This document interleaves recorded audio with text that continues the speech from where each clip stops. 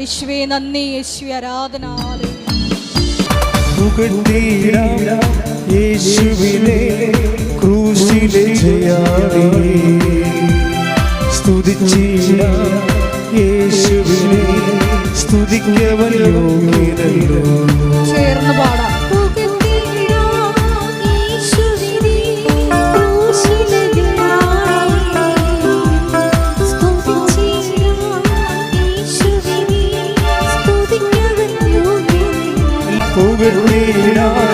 യേശുവിനെ ക്രൂശിലെ ജയാളി സ്തുതിച്ചിടാം. യേശുവിനെ സ്തുതിക്കവൻ ആരാധിക്കാം. യേശുവിനെ അധികാരമുള്ളവരെ വണങ്ങിടാം. ദൈവ കുഞ്ഞാടിനെ ആരിലും ഉന്നതരെ ആരാധിക്കാം. യേശു ക്രിസ്തുവിനെ അധികാരമുള്ളവരെ വണങ്ങിടാം. ദൈവ കുഞ്ഞാടിനെ ആരിലും ഉന്നതരെ. ഈ ദിവസങ്ങളിലെ രണ്ട് സഹോദരങ്ങളുടെ സെയിം എക്സ്പീരിയൻസ് എൻ്റെ ശ്രദ്ധയിൽപ്പെട്ടൊരു വിഷയമാണ്. ഒന്ന് സോഫിയ ജോർജ്, അതിൻ്റെ ജോർജിൻ്റെ എക്സ്പീരിയൻസ്. രണ്ടാമത്തെ ആൻ്റണി ജോർജ്. ഇവർ രണ്ടുപേരും ഗവൺമെൻറ് ഓഫീസർമാരാണ്. ഇവർ രണ്ടുപേരും പറഞ്ഞിരിക്കുന്ന ഉടമ്പടി എടുക്കുമ്പോഴുള്ള ഒരേ എക്സ്പീരിയൻസാണ്. ഇതിക്ക് മുമ്പ് വേറെ പല ആൾക്കാരും പറഞ്ഞിട്ടുള്ളതാണ്.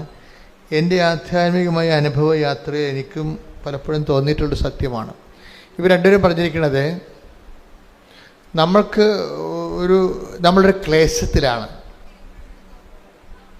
ഏതെങ്കിലും വിഷയത്തിൽ. ചിലപ്പോൾ രോഗപീഠ, ചിലപ്പോൾ നമ്മുടെ റിസൾട്ട് നമ്മളുടെ ബയോപ്സിക്ക് നമ്മളുടെ ടെസ്റ്റിന് കൊടുത്തിരിക്കുകയായിരിക്കും നമ്മളുടെ എന്തെങ്കിലും രോഗ കാരണങ്ങൾ. അപ്പോൾ നമുക്കൊരു ടെൻഷനുണ്ടാകും, എന്തായിരിക്കും ഇനി, അത് ക്യാൻസർ ആയിരിക്കും അല്ലോ ആയിരിക്കും എന്ന് നമുക്കൊരു ചെറിയൊരു ഭയമുണ്ടാകും. ഇപ്പം ജപ്തി നടപടി അതുപോലെയുള്ള നടപടികൾ വരുമ്പോൾ ഞാൻ എൻ്റെ പെൺകുഞ്ഞുങ്ങളെ കൊണ്ട് ഇറങ്ങേണ്ടി വരുമോ എന്നൊക്കെ ഓർക്കുമ്പോൾ നമുക്കൊരു ഭയമുണ്ടാകും. ഇങ്ങനെ ജീവിതം നമ്മൾക്ക് വെച്ച് നീട്ടിത്തരുന്ന ഒരു സംഭവമാണ് സങ്കടം, ഭയം, നമ്മളതിൻ്റെ അടുത്ത് ആശങ്ക, പെട്ടുപോകുമോ എന്നുള്ള ആശങ്ക, എല്ലാം തീർന്നു എന്നുള്ള രീതിയിൽ എന്തെങ്കിലും ഒരു അഭ്യുഹവല് സംഭവിച്ചു കഴിഞ്ഞാൽ, എന്തെങ്കിലും ഒരു ആഘാതം സംഭവിച്ചാൽ, തോൽവി സംഭവിച്ചാൽ എല്ലാം തീർന്നു എന്ന് തോന്നും.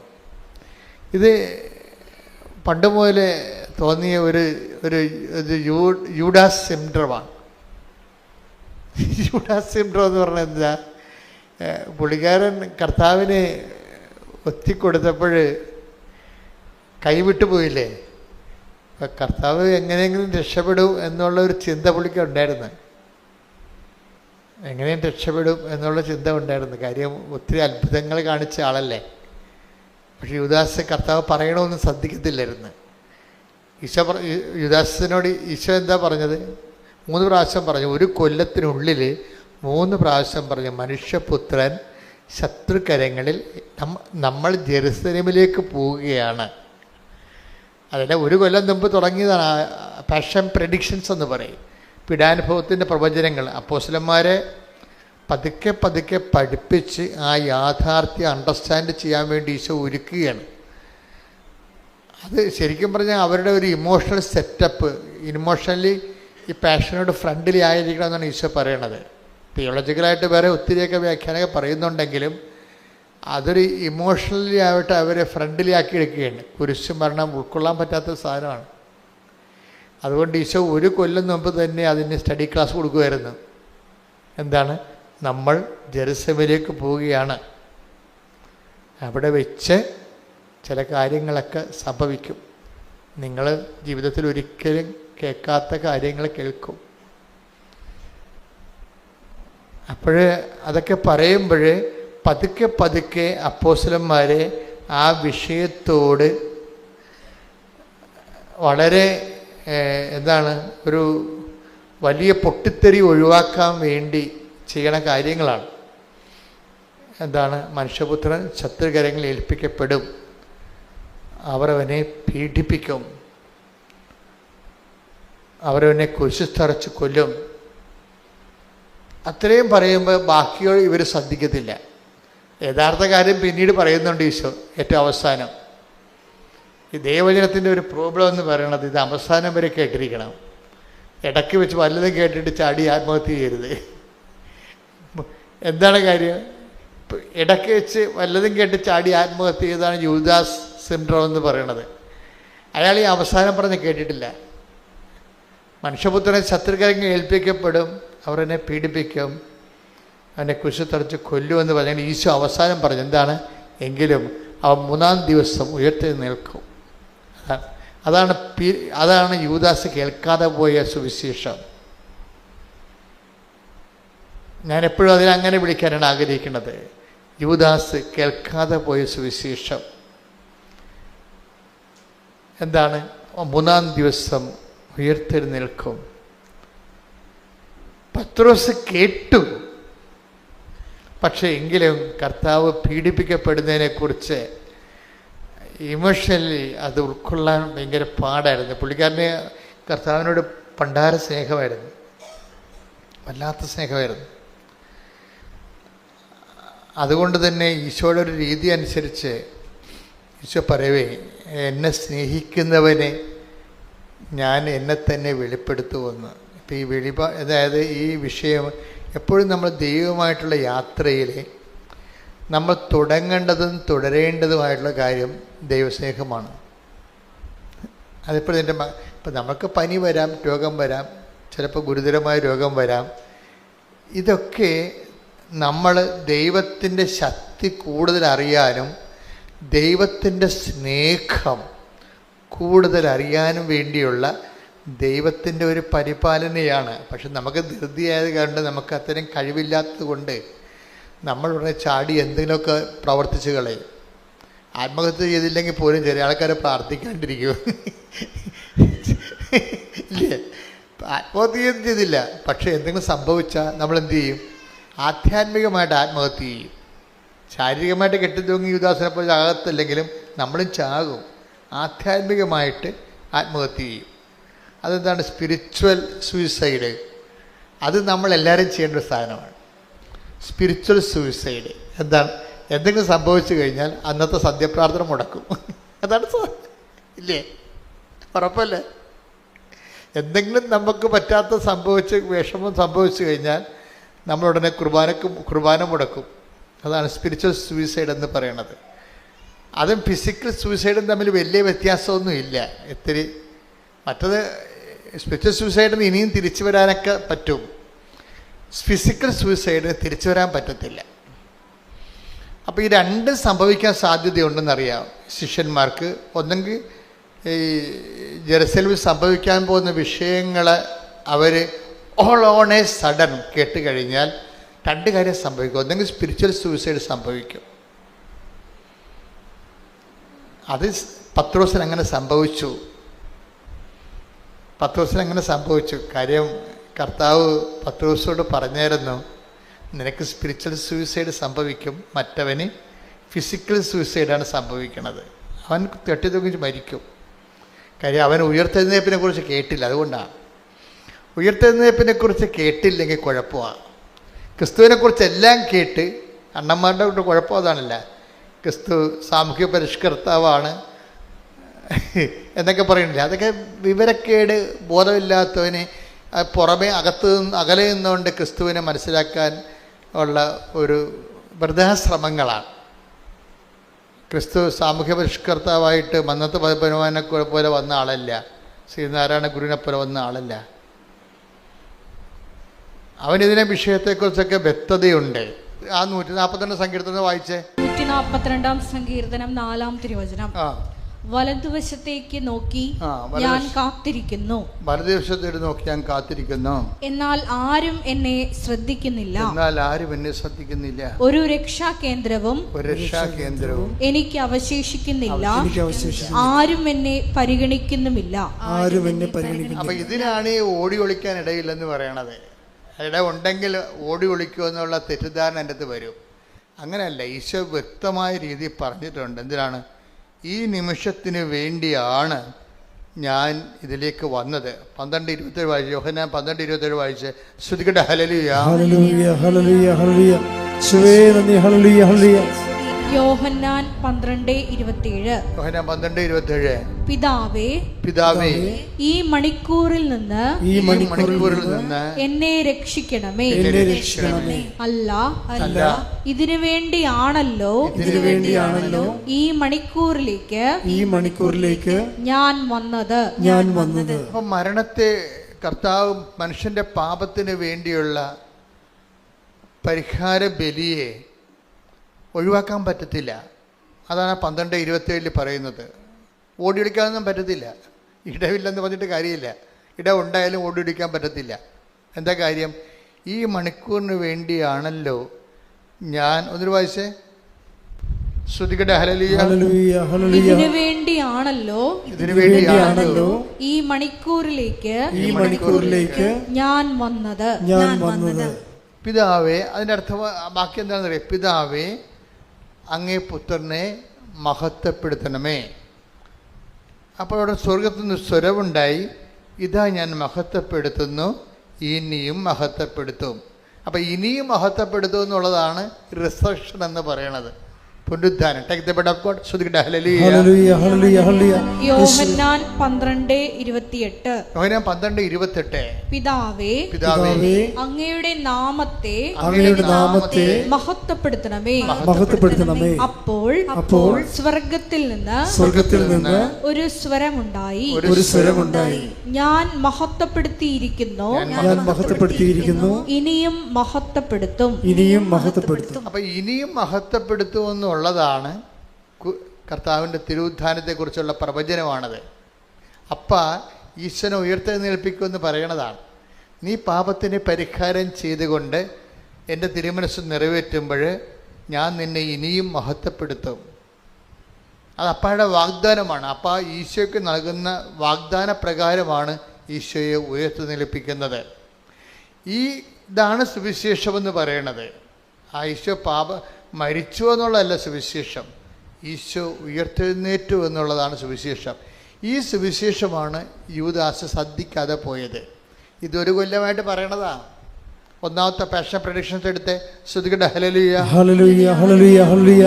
മത്തായി 16:21. മത്തായി 16:21. അപ്പോൾ മുതൽ യേശു തനിക്ക് ജെറുസലേമിലേക്ക് പോകേണ്ടിയിരിക്കുന്നുവെന്നും ശ്രേഷ്ഠന്മാരിൽ നിന്നും പ്രധാന പുരോഹിതന്മാരിൽ നിന്നും നിയമജ്ഞരിൽ നിന്നും വളരെയേറെ സഹിക്കേണ്ടി വരുമെന്നും താൻ വധിക്കപ്പെടുമെന്നും എന്നാൽ മൂന്നാം ദിവസം ഉയർപ്പിക്കപ്പെടുമെന്നും ശിഷ്യന്മാരെ അറിയിച്ചു തുടങ്ങി. ഇത് ഒരു വർഷം 3 പ്രാവശ്യം ഈശോ പറയുന്നുണ്ട്. ജെറുസലേമിലേക്കുള്ള യാത്ര ആരംഭിച്ച് ഗലീലയിൽ നിന്നാണ് ജെറുസലേമിലേക്ക് യാത്ര ആരംഭിക്കുന്നത്. ഈ യാത്രാ വട്ടങ്ങളിൽ 3 ഘട്ടങ്ങളിലാണിത് പറയണത്. ഈ പറയുന്നതിൻ്റെ പ്രധാനപ്പെട്ട കാര്യം ശിഷ്യന്മാരെ അവരുടെ ഇമോഷണൽ ആയിട്ട് അവരൊന്ന് ട്രീറ്റ് ചെയ്യാണ്. ഒരു ഇമോഷണൽ ട്രീറ്റ്മെൻറ്റാണ് കൊടുക്കുന്നത്. പ്രവചനങ്ങളാണ് നിറവേറുന്നത്. അതിൻ്റെതായിട്ടുള്ള തിയോളജിക്കൽ ഇംപ്ലിക്കേഷൻസൊക്കെ ഉണ്ടെങ്കിലും പർട്ടിക്കുലറായിട്ട് അവിടെ സംഭവിക്കുന്നത് ഇവർക്കൊരു ഇമോഷണൽ ട്രീറ്റ്മെൻറ്റ് കൊടുക്കുകയാണ്. നിങ്ങളിതിനെ ഉൾക്കൊള്ളാൻ തയ്യാറാകണം. ഇപ്പോൾ കൗൺസിലിംഗ് കൊടുക്കത്തില്ലേ ഡോക്ടർമാർ? ഓപ്പറേഷന് മുമ്പ് എല്ലാ ഓപ്പറേഷന് മുമ്പ് രോഗിക്ക് കൗൺസിലിംഗ് കൊടുക്കും അല്ലേ? അതായത് അതിൻ്റെ ഇപ്പം ഒരു മരുന്ന് ഇഞ്ചെക്റ്റ് ചെയ്യാൻ പോണ തന്നെ അതിൻ്റെ സൈഡ് എഫക്ട് കീമോയ്ക്ക് മുമ്പ് ഒരു കൗൺസിലിംഗ് കൊടുക്കും. എന്താണ്? മുടിയൊക്കെ പോകും, പിന്നെ കുറച്ച് കഴിയുമ്പോൾ വരും എന്നൊക്കെ അവർ പറയും. അത് കൗൺസിലിംഗ് ആണത്. മുടിയൊക്കെ പോകും, പിന്നെ കുറച്ച് കഴിയുമ്പോൾ വരും. ഞാനങ്ങനെ ഒരു സാക്ഷ്യം കേട്ടായിരുന്നു. പക്ഷെ അങ്ങനെ കൊടുത്തെങ്കിലും അപ്പോൾ അദ്ദേഹം പറയണത് അങ്ങനെ എന്നോട് പറഞ്ഞെങ്കിലും ആൻ്റണി ജോർജ് പറയണത് എനിക്ക് ഉദരത്തിൽ ഉദരത്തിൽ ക്യാൻസറാണ്. ബയോപ്സിക്ക് വന്നപ്പോൾ അത് ക്യാൻസറാണെന്ന് മനസ്സിലാക്കി. ക്യാൻസർ 3ാം സ്റ്റേജിലാണ്. അപ്പോൾ ഡോക്ടർ വിളിച്ച് എനിക്ക് കൗൺസിലിംഗ് തന്നു. എന്താണ്, കീമോ എടുക്കാൻ പോവുകയാണ്, ഇത് 3ാം സ്റ്റേജാണ്, എനിക്ക് വേറെ ഓപ്ഷൻസ് ഇല്ല, മുടിയെല്ലാം പോകും, പിന്നെ തിരിച്ചു വരുമെന്ന് പറഞ്ഞു. തിരിച്ചു വരും. അപ്പോൾ അതൊരു കൗൺസിലിംഗ് ആണ്. എന്ന് വെച്ച് കഴിഞ്ഞാൽ ഇമോഷണലായിട്ട് ഇയാൾ ഇതിനോട് ഒരു അക്സെപ്റ്റബിളായിട്ട് മാറണം. ട്രീറ്റ്മെൻറ്റാണ് ശരിക്കും. ഇതുപോലെ പാഷൻ പ്രിഡിക്ഷൻസ് എന്ന് പറയുന്ന പീഡാനുഭവ പ്രവചനങ്ങൾ, നമ്മൾ ജെറുസലേമിലേക്ക് പോവുകയാണ്, അവിടെ വെച്ച് മനുഷ്യപുത്രൻ സത്യകേങ്ങ് ഏൽപ്പിക്കപ്പെടും, അവനെ വധിക്കും, എന്നാൽ 3ാം ദിവസം ഉയർത്തെഴുന്നേൽക്കും. അപ്പോൾ ആ ഉയർത്തെഴുന്നേൽപ്പിൻ്റെ സുവിശേഷം യൂദാസ് കേട്ടോ ഇല്ലെന്നല്ല, അയാളത് വിശ്വസിച്ചില്ല. അതാണ് പ്രശ്നം. അയാൾ കെട്ടിത്തൂങ്ങാനുണ്ടായിരുന്ന കാരണം എന്താ? യൂദാസ് കെട്ടിത്തൂങ്ങാനുണ്ടായ കാരണം എന്താ? കാരണം ഒന്ന്, കർത്താവിൻ്റെ തിരുവുദ്ധാനത്തിൽ അയാൾ വിശ്വസിച്ചില്ല. അതാണ് പ്രശ്നം. വിശ്വസിച്ചിരുന്നെങ്കിൽ, വിശ്വസിച്ച ഒരാളുണ്ട്, ആരാണ്? പത്രോസ്. പത്രോസിനോട് ചോദിച്ചായിരുന്നു, നീ എൻ്റെ പുനരുദ്ധാനത്തിൽ വിശ്വസിക്കുന്നുണ്ടോ എന്ന് ചോദിച്ചായിരുന്നു. കർത്താവ് ഡയറക്റ്റ് ചോദിച്ചായിരുന്നു. വിശ്വസിക്കാത്ത ചിലരിവിടെ ഉണ്ടെന്ന് ഈശോ പറയുന്നുണ്ട്.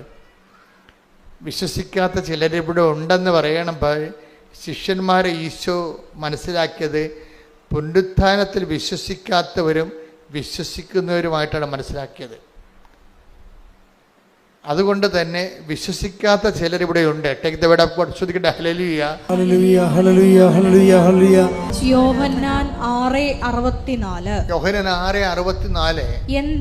എന്നാൽ വിശ്വസിക്കാത്തവരായി നിങ്ങളിൽ ചിലരുണ്ട്.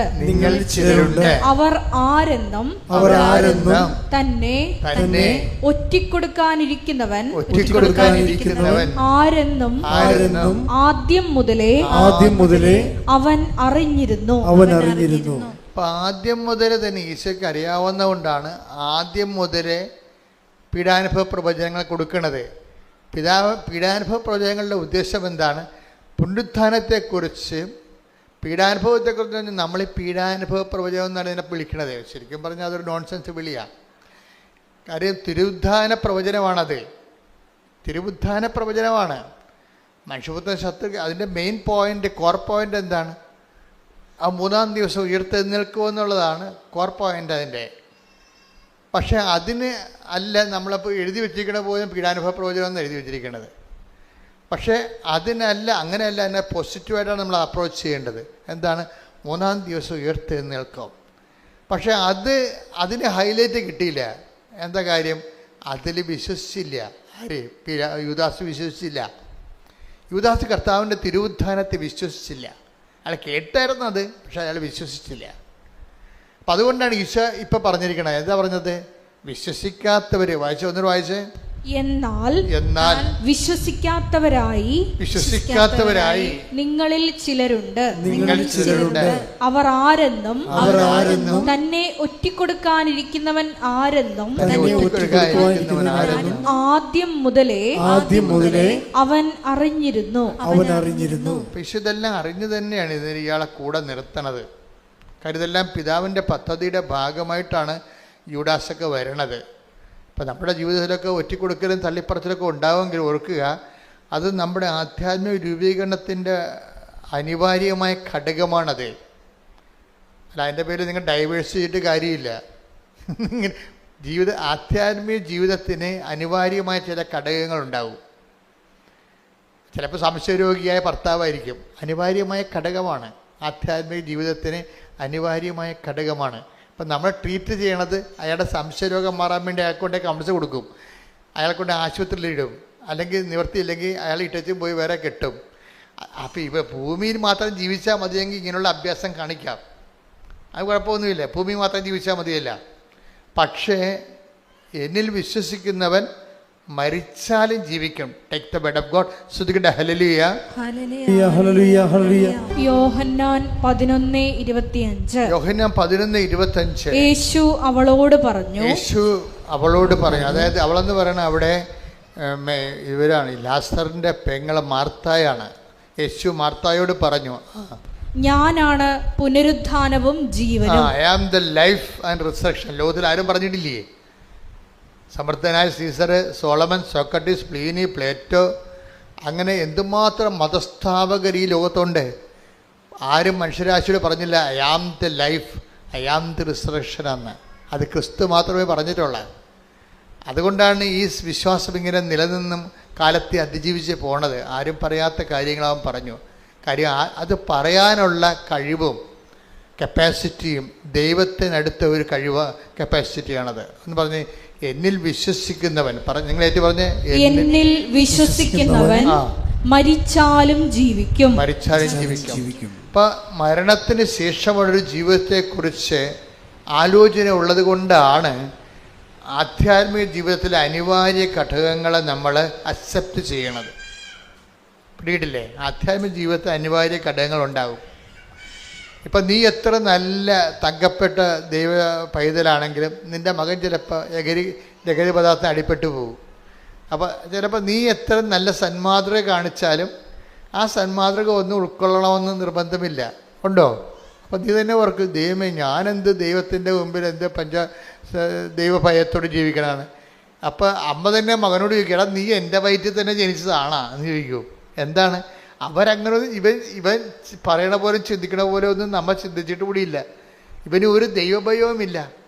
അതുകൊണ്ടങ്ങനെ ഈ ദൈവഭയമില്ലാത്തൊരു മകൻ നമുക്കുണ്ടെങ്കിൽ തന്നെ ആധ്യാത്മികതയിൽ അനിവാര്യ ഘടകങ്ങളാണത്. അത് ദൈവം അനുവദിക്കുന്നിടത്തോളം കാലം അതവിടെ തുടരാൻ വേണ്ടി നിങ്ങൾക്ക് ദൈവതിരുസന്നിധിയിൽ ദൈവഹിതം പോലെ അക്സെപ്റ്റ് ചെയ്യും നമ്മൾ. അപ്പോൾ നിങ്ങളോർക്ക് ഇതൊക്കെ ശരിയാകുമോ? ഇപ്പം ഞാൻ എന്ത് സംഭവിച്ചു? ഞാനിപ്പോൾ നിങ്ങളോട് ആദ്യമേ പറഞ്ഞത് എന്താണ്? ഈ രണ്ട് സാക്ഷികളിലെ ആൻ്റണി ജോർജും അതുപോലെ തന്നെ സോഫിയ ജോർജും. ഇപ്പം ഇതിൻ്റെ അകത്ത് ഈ രണ്ടുപേർക്കും ഗുരുതരമായ അസുഖങ്ങളാണ്. ഈ സോഫിയയുടെ ജോർജിനും അതുപോലെ ആൻ്റണി ജോർജിനും ഒക്കെ ഗുരുതരമായ അസുഖങ്ങളാണ്. ഗുരുതരമായ ഒരാളിന് ഡെങ്കു ഫീവറും ഭയങ്കര ഡെലീറിയമായിട്ട് പോയിട്ട് മരണത്തിലേക്ക് നോക്കുന്ന ആളാണ്. അപ്പോൾ ഈ രണ്ട് കക്ഷികളും ഇവിടെ സാക്ഷ്യപ്പെടുത്തിയിരിക്കുന്നത് ഉടമ്പടി കാലത്ത് ഞങ്ങൾക്ക് അവർ പറഞ്ഞു ബൈ നേച്ചർ. അവർ പറയണത് രണ്ടുപേരും 2 ദിവസം പറഞ്ഞതാണ്, സാക്ഷ്യങ്ങളാണ്. ഞാനിപ്പോൾ ഒന്നായിട്ട് പറയണതാണ്. ബൈ നേച്ചർ ഞാൻ നിസ്സാര കാര്യങ്ങളിൽ പോലും വല്ലാത്ത സങ്കടം കാണിക്കുന്ന ആളാണ്, സംഘർഷം കാണിക്കുന്ന ആളാണ്. നിസ്സാര കാര്യങ്ങളെ ഉണ്ടാകത്തുള്ളൂ. ഞാൻ പെട്ടെന്ന് ടെൻഷനാവും, പെട്ടെന്ന് ഭീതിയാവും. എനിക്ക് ഭക്ഷണം കഴിക്കാൻ തോന്നത്തില്ല, ആരോടും മിണ്ടത്തില്ല. അങ്ങനെ ഈ രണ്ട് കക്ഷികളും പറഞ്ഞ ഇതാണ്. പക്ഷെ ഉടമ്പടി എടുത്തു കഴിഞ്ഞപ്പോൾ ഇവർ രണ്ടുപേർക്കും മരണകരമായ രോഗമാണ് പെട്ടിരിക്കുന്നത്. പക്ഷെ ഉടമ്പടി എടുത്ത് ഉടമ്പടി പ്രൊസീജിയറിലോട്ട് പോയി കഴിയുമ്പോൾ ഇവർക്ക് ആന്തരികമായൊരു അഭിഷേകം കിട്ടും. എന്താണ്? ഇപ്പോഴും ഞാൻ പുല്ലിൻ്റെ പുറത്തുകൂടി, ഇപ്പം ജോർജൊക്കെ പറയുന്നത്, ഇപ്പം ഞാൻ പുല്ലിൻ്റെ പുറത്തുകൂടി നടക്കണ പോലെ ഞാനിങ്ങനെ ഫീൽ ഫ്രീ ആണെന്ന്. എന്നിട്ട് പുള്ളി പറയുവേ, എൻ്റെ പഴയ പ്രശ്നത്തിന് മാറ്റമൊന്നും ഇല്ല, ആ പ്രശ്നം അതുപോലെ തന്നെ ഉണ്ട്, പക്ഷേ I don't feel it now. പ്രശ്നങ്ങളങ്ങനെ ഉണ്ട്, അതുപോലെ നിൽക്കുന്നുണ്ടെങ്കിലും എനിക്കിപ്പോൾ അത് ഫീൽ ചെയ്യുന്നില്ല. ഇതിനാണ് ആന്തരിക അഭിഷേകം എന്ന് പറയുന്നത്. അത് ഭയങ്കരമാണ് ശരിക്കും പറഞ്ഞാൽ. ക്രിസ്തീയമായിട്ടുള്ള എല്ലാ അനുഗ്രഹങ്ങളുടെയും ഒരു അടിസ്ഥാന ഘടകം അഭിഷേകമെന്ന് പറയും. അതായത് ദൈവ സ്നേഹം നമ്മളിൽ നിറഞ്ഞു കഴിയുമ്പോൾ നമ്മൾ സത്യസന്ധമായിട്ടാണ് ഇത് ഫോളോ ചെയ്യണമെന്ന് ദൈവത്തിന് മനസ്സിലായി കഴിഞ്ഞാൽ നമ്മുടെ ആന്തരിക ഇമോഷണലായിട്ടുള്ള ആന്തരിക വൈകാരികമായ മേഖലകളെ ദൈവം അഭിഷേകം ചെയ്യും. നമുക്കത് ഫീൽ ചെയ്യത്തില്ല. നമ്മൾ പോകുന്നത് വളരെ മോശം കണ്ടീഷനിലൂടെയാണെങ്കിലും നമ്മൾക്ക് അത് ഫീൽ ചെയ്യത്തില്ല. ഇത് പ്രാർത്ഥനയിൽ എനിക്ക് തോന്നുന്നത് ആദ്യം നമ്മൾ വാങ്ങിച്ചെടുക്കേണ്ട അനുഗ്രഹം ഇതാണ്. കാര്യം എപ്പോഴും നമ്മൾ ഓർത്തേക്കണം. കാര്യം ഈ ടെൻഷൻ, ഇപ്പോൾ നിങ്ങൾ പ്രസവിക്കാൻ പോണവരാണെങ്കിലും നിങ്ങൾക്ക് ഡെലിവറി ടൈം ആകുമ്പോൾ ഭയങ്കര ഉത്കണ്ഠയാണ്. അപ്പോൾ ഡോക്ടർമാരാണെങ്കിൽ ഇപ്പോഴത്തെ ഒരു അവസ്ഥയെന്ന് വെച്ചാൽ ഉത്കണ്ഠ ഇല്ലാത്തവനും ഉണ്ടാക്കി തരണ രീതിയാണ് അവർ പറയണത്. കൊച്ചു തിരിഞ്ഞു വരത്തില്ല, കിറാൻ പോവുകയാണ്, ചിലപ്പോൾ കൊച്ചിനെ 1 മാസം കാണാൻ പറ്റത്തില്ല. അവരെല്ലാം നേരത്തെ പറയും. അവരെല്ലാം നേരത്തെ പറയുന്നത് വെച്ച് കഴിഞ്ഞാൽ എന്തെങ്കിലും സംഭവിച്ചാൽ പിന്നെ, അല്ലെങ്കിൽ നിങ്ങൾ പറയത്തില്ലേ ഇവിടെ ഒരു കുഴപ്പമില്ല, ഞാൻ വന്നതാണ്, ഇപ്പം ഞാൻ ഇങ്ങനെ പോയി, ഇയാളാണ് കുഴപ്പമെന്ന് ഡോക്ടറിനെതിരെ കേസ് കൊടുക്കും. അത് കാരണം അവരില്ലാത്തതൊക്കെ നേരത്തെ പറഞ്ഞു പിടിപ്പിക്കും. അപ്പം നമ്മൾക്കെന്താ വരണത്? നമ്മൾ സംഘർഷം കയറി തലക്ക് വെളിവില്ലാത്ത രീതി നടക്കും. അപ്പോൾ ഇതുപോലെ നമ്മളെ പാസിഫൈ ചെയ്യുന്നതിനുപരി ഇതുപോലെയുള്ള സംഘർഷ സാധ്യതകളുടെ സമയത്ത് നമുക്ക് വേണ്ടത് അഭിഷേകമാണ്. അപ്പം നിങ്ങൾ ഈ ഉടമ്പടിക്കാലത്ത് എപ്പോഴും ശ്രദ്ധിക്കേണ്ടത്, ഉടമ്പടിയിൽ ഒത്തിരിയേറെ ഫോർമുലയുണ്ട്. ഇങ്ങനെ ദൈവമായിട്ട് ഇൻട്രാക്ട് ചെയ്തിരിക്കാൻ സത്യസന്ധമായിട്ട്. പാപവും ഒന്ന് ഒഴിവാക്കിയാൽ മതി, എനിക്കങ്ങനെ തോന്നിയിരിക്കണത്. അല്ലെങ്കിൽ ഉടമ്പടി എടുക്കുന്നവർ വളരെ വൃത്തിയായിട്ടാണ് ജീവിക്കണത്. അപ്പം അതൊന്ന് ആ മേഖല ഒന്ന് ശ്രദ്ധിച്ചാൽ മതി. ശ്രദ്ധിച്ച് കഴിഞ്ഞിട്ട് നിങ്ങളുടെ പ്രാർത്ഥനയുടെ ടൈം ഒന്ന് കൂട്ടിയിരിക്കണം. ഇപ്പം പ്രാർത്ഥനയുടെ ടൈം ഒന്ന് കൂട്ടിക്കഴിഞ്ഞാൽ നിങ്ങൾ ആദ്യം പ്രാർത്ഥിക്കേണ്ടത് കൂടുതൽ പ്രാർത്ഥിക്കാൻ വേണ്ടി ഉള്ള കൂടുതൽ സമയം ദൈവദിവസത്തിന് ചെലവഴിക്കാൻ വേണ്ടി നിങ്ങൾ പ്രത്യേകം പ്രാർത്ഥിക്കണം. അവിടെ ഉടമ്പടി എടുത്തു എന്നല്ല, ഉടമ്പടി എടുക്കുമ്പോൾ ഒരു നിയോഗം വെക്കേണ്ടത് ഇതാണ്: കുറച്ച് സമയം കർത്താവിൻ്റെ തിരുസന്നിധി. ഇപ്പം ഞാൻ ഈ ദിവസങ്ങളിലൊക്കെ പ്രാർത്ഥിക്കണം എന്താണെന്ന് എനിക്കറിയാവോ? അതായത് ദിവ്യകുർബാന സ്വീകരിച്ച് കഴിഞ്ഞ് എനിക്ക് കുറച്ച് സമയം, ആ സമയം കർത്താവ് എന്നോട് സംസാരിക്കണം, എനിക്ക് കർത്താവിനോട് സംസാരിക്കണം. അതാണ് ഞാൻ ഈ ഒരാഴ്ച മുഴുവൻ പ്രാർത്ഥിച്ചുകൊണ്ടിരുന്നത്. എനിക്കതിനെന്തോ ഒരു കുറവുണ്ടെന്ന് എനിക്ക് തോന്നിപ്പോയത് കൊണ്ട് ഞാൻ പ്രാർത്ഥിച്ച കുർബാന സ്വീകരിക്കുന്ന സമയത്ത് എനിക്ക് മുമ്പത്തേക്കാൾ കൂടുതലായിട്ട് അങ്ങയോട് സംസാരിക്കാനും അങ്ങ് പറയണത് എനിക്ക് മനസ്സിലാകാനും അങ്ങനെ ഒരു ഇൻറ്റിമസി ഫീൽ ചെയ്യാൻ എന്നെ അനുഗ്രഹിക്കണം. അതാണ് എൻ്റെ പ്രാർത്ഥന. അതുപോലെ നിങ്ങളും പ്രാർത്ഥിക്കണം. എന്താ വെച്ചാൽ ഉടമ്പടി എടുത്തു കഴിയുമ്പോൾ നിങ്ങൾ ദൈവത്തോട് കൂടുതൽ അടുക്കാൻ വേണ്ടി, അടുത്ത് കഴിഞ്ഞാൽ ഉണ്ടായ ഗുണം എന്ന് പറയുക, നമുക്ക് ഈ വചനം വായിക്കാൻ തന്നെ ഒരു അഭിഷേകം കിട്ടും. പ്രാർത്ഥിക്കാൻ വേറെ അഭിഷേകമുണ്ട്. പ്രാർത്ഥിക്കുന്നത് വല്ലാത്ത ഒരു സന്തോഷമായിട്ട് നമുക്ക് തോന്നും. ഇപ്പം നിങ്ങൾ എങ്ങനെയെങ്കിലും പ്രാർത്ഥിച്ച് അവസാനിപ്പിച്ച് ഈ പൂച്ച കുരിശ് വരയ്ക്കാൻ പോലെ ചാടിപ്പുറത്ത് ചാടണമെന്നല്ലേ? അങ്ങനെ നിങ്ങൾ ചാടിപ്പുറത്ത് നിങ്ങൾ പ്രാർത്ഥിച്ചൊരു കാര്യമില്ലെന്ന് ഞാൻ പറയത്തുള്ളൂ. കഥയുമില്ല. കാരണം അതൊരു രജിസ്റ്റർ ആകത്തില്ല. നിങ്ങൾ എന്തെങ്കിലും കാട്ടിക്കുറിപ്പിച്ചുണ്ടാക്കിയിട്ട് ആർക്കാനും വേണ്ടി ഓക്കാനിക്കണ പോലെയൊക്കെ പ്രാർത്ഥിക്കത്തില്ലേ? അഭ്യാസമൊന്നും കാണിച്ചിട്ട് കാര്യമില്ല. ഇങ്ങനെ എത്ര അഭ്യാസക്കാർ ദൈവം കണ്ടതാണ്. അപ്പം അതുകൊണ്ട് അതിന് നിങ്ങൾ ചെയ്യേണ്ട കാര്യം എന്ന് വെച്ച് കഴിഞ്ഞാൽ പ്രാർത്ഥിക്കാനുള്ള ഒരു വരപ്രസാദം, കൂടുതൽ സമയം. കഴിഞ്ഞ ദിവസങ്ങളിലെ ഒരു സാക്ഷ്യം ഉണ്ടായിരുന്നു. ഒരു ഡിപ്ലോമാറ്റായിരുന്നു, UN ഡിപ്ലോമാറ്റ്. UN ഡിപ്ലോമാറ്റിൽ അവർക്ക് ജോലി കിട്ടാനുള്ള യാതൊരു സാധ്യതയുമില്ല. അവർ മലയാളി ലേഡിയാണ്.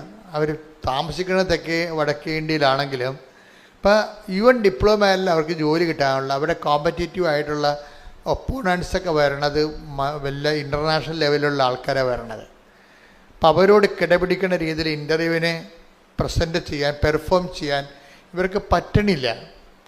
അപ്പോൾ ഇവർ ആ കാര്യം, അവളുടെ കഴിവ് കേടുകൾ അവളുടെ അമ്മ ഉടമ്പടി എടുത്തപ്പോൾ ഇവൾക്കൊരു കുഴപ്പമുണ്ട്. കാര്യം ഇവൾക്ക് അമ്മ എപ്പോഴും ഉടമ്പടിയെക്കുറിച്ചൊക്കെ പറയുന്നുണ്ടെങ്കിലും ഇവളത് അമ്മയോട് കുറച്ച് കാര്യമൊക്കെ ഉള്ളത് കാരണം അവൾ ശ്രദ്ധിച്ച് കേൾക്കുമെന്നല്ലാതെ ഒന്നും അനുസരിക്കത്തില്ല, പ്രാർത്ഥിക്കത്തൊന്നുമില്ല. കേൾക്കും, ശരി എന്നൊക്കെ പറയും.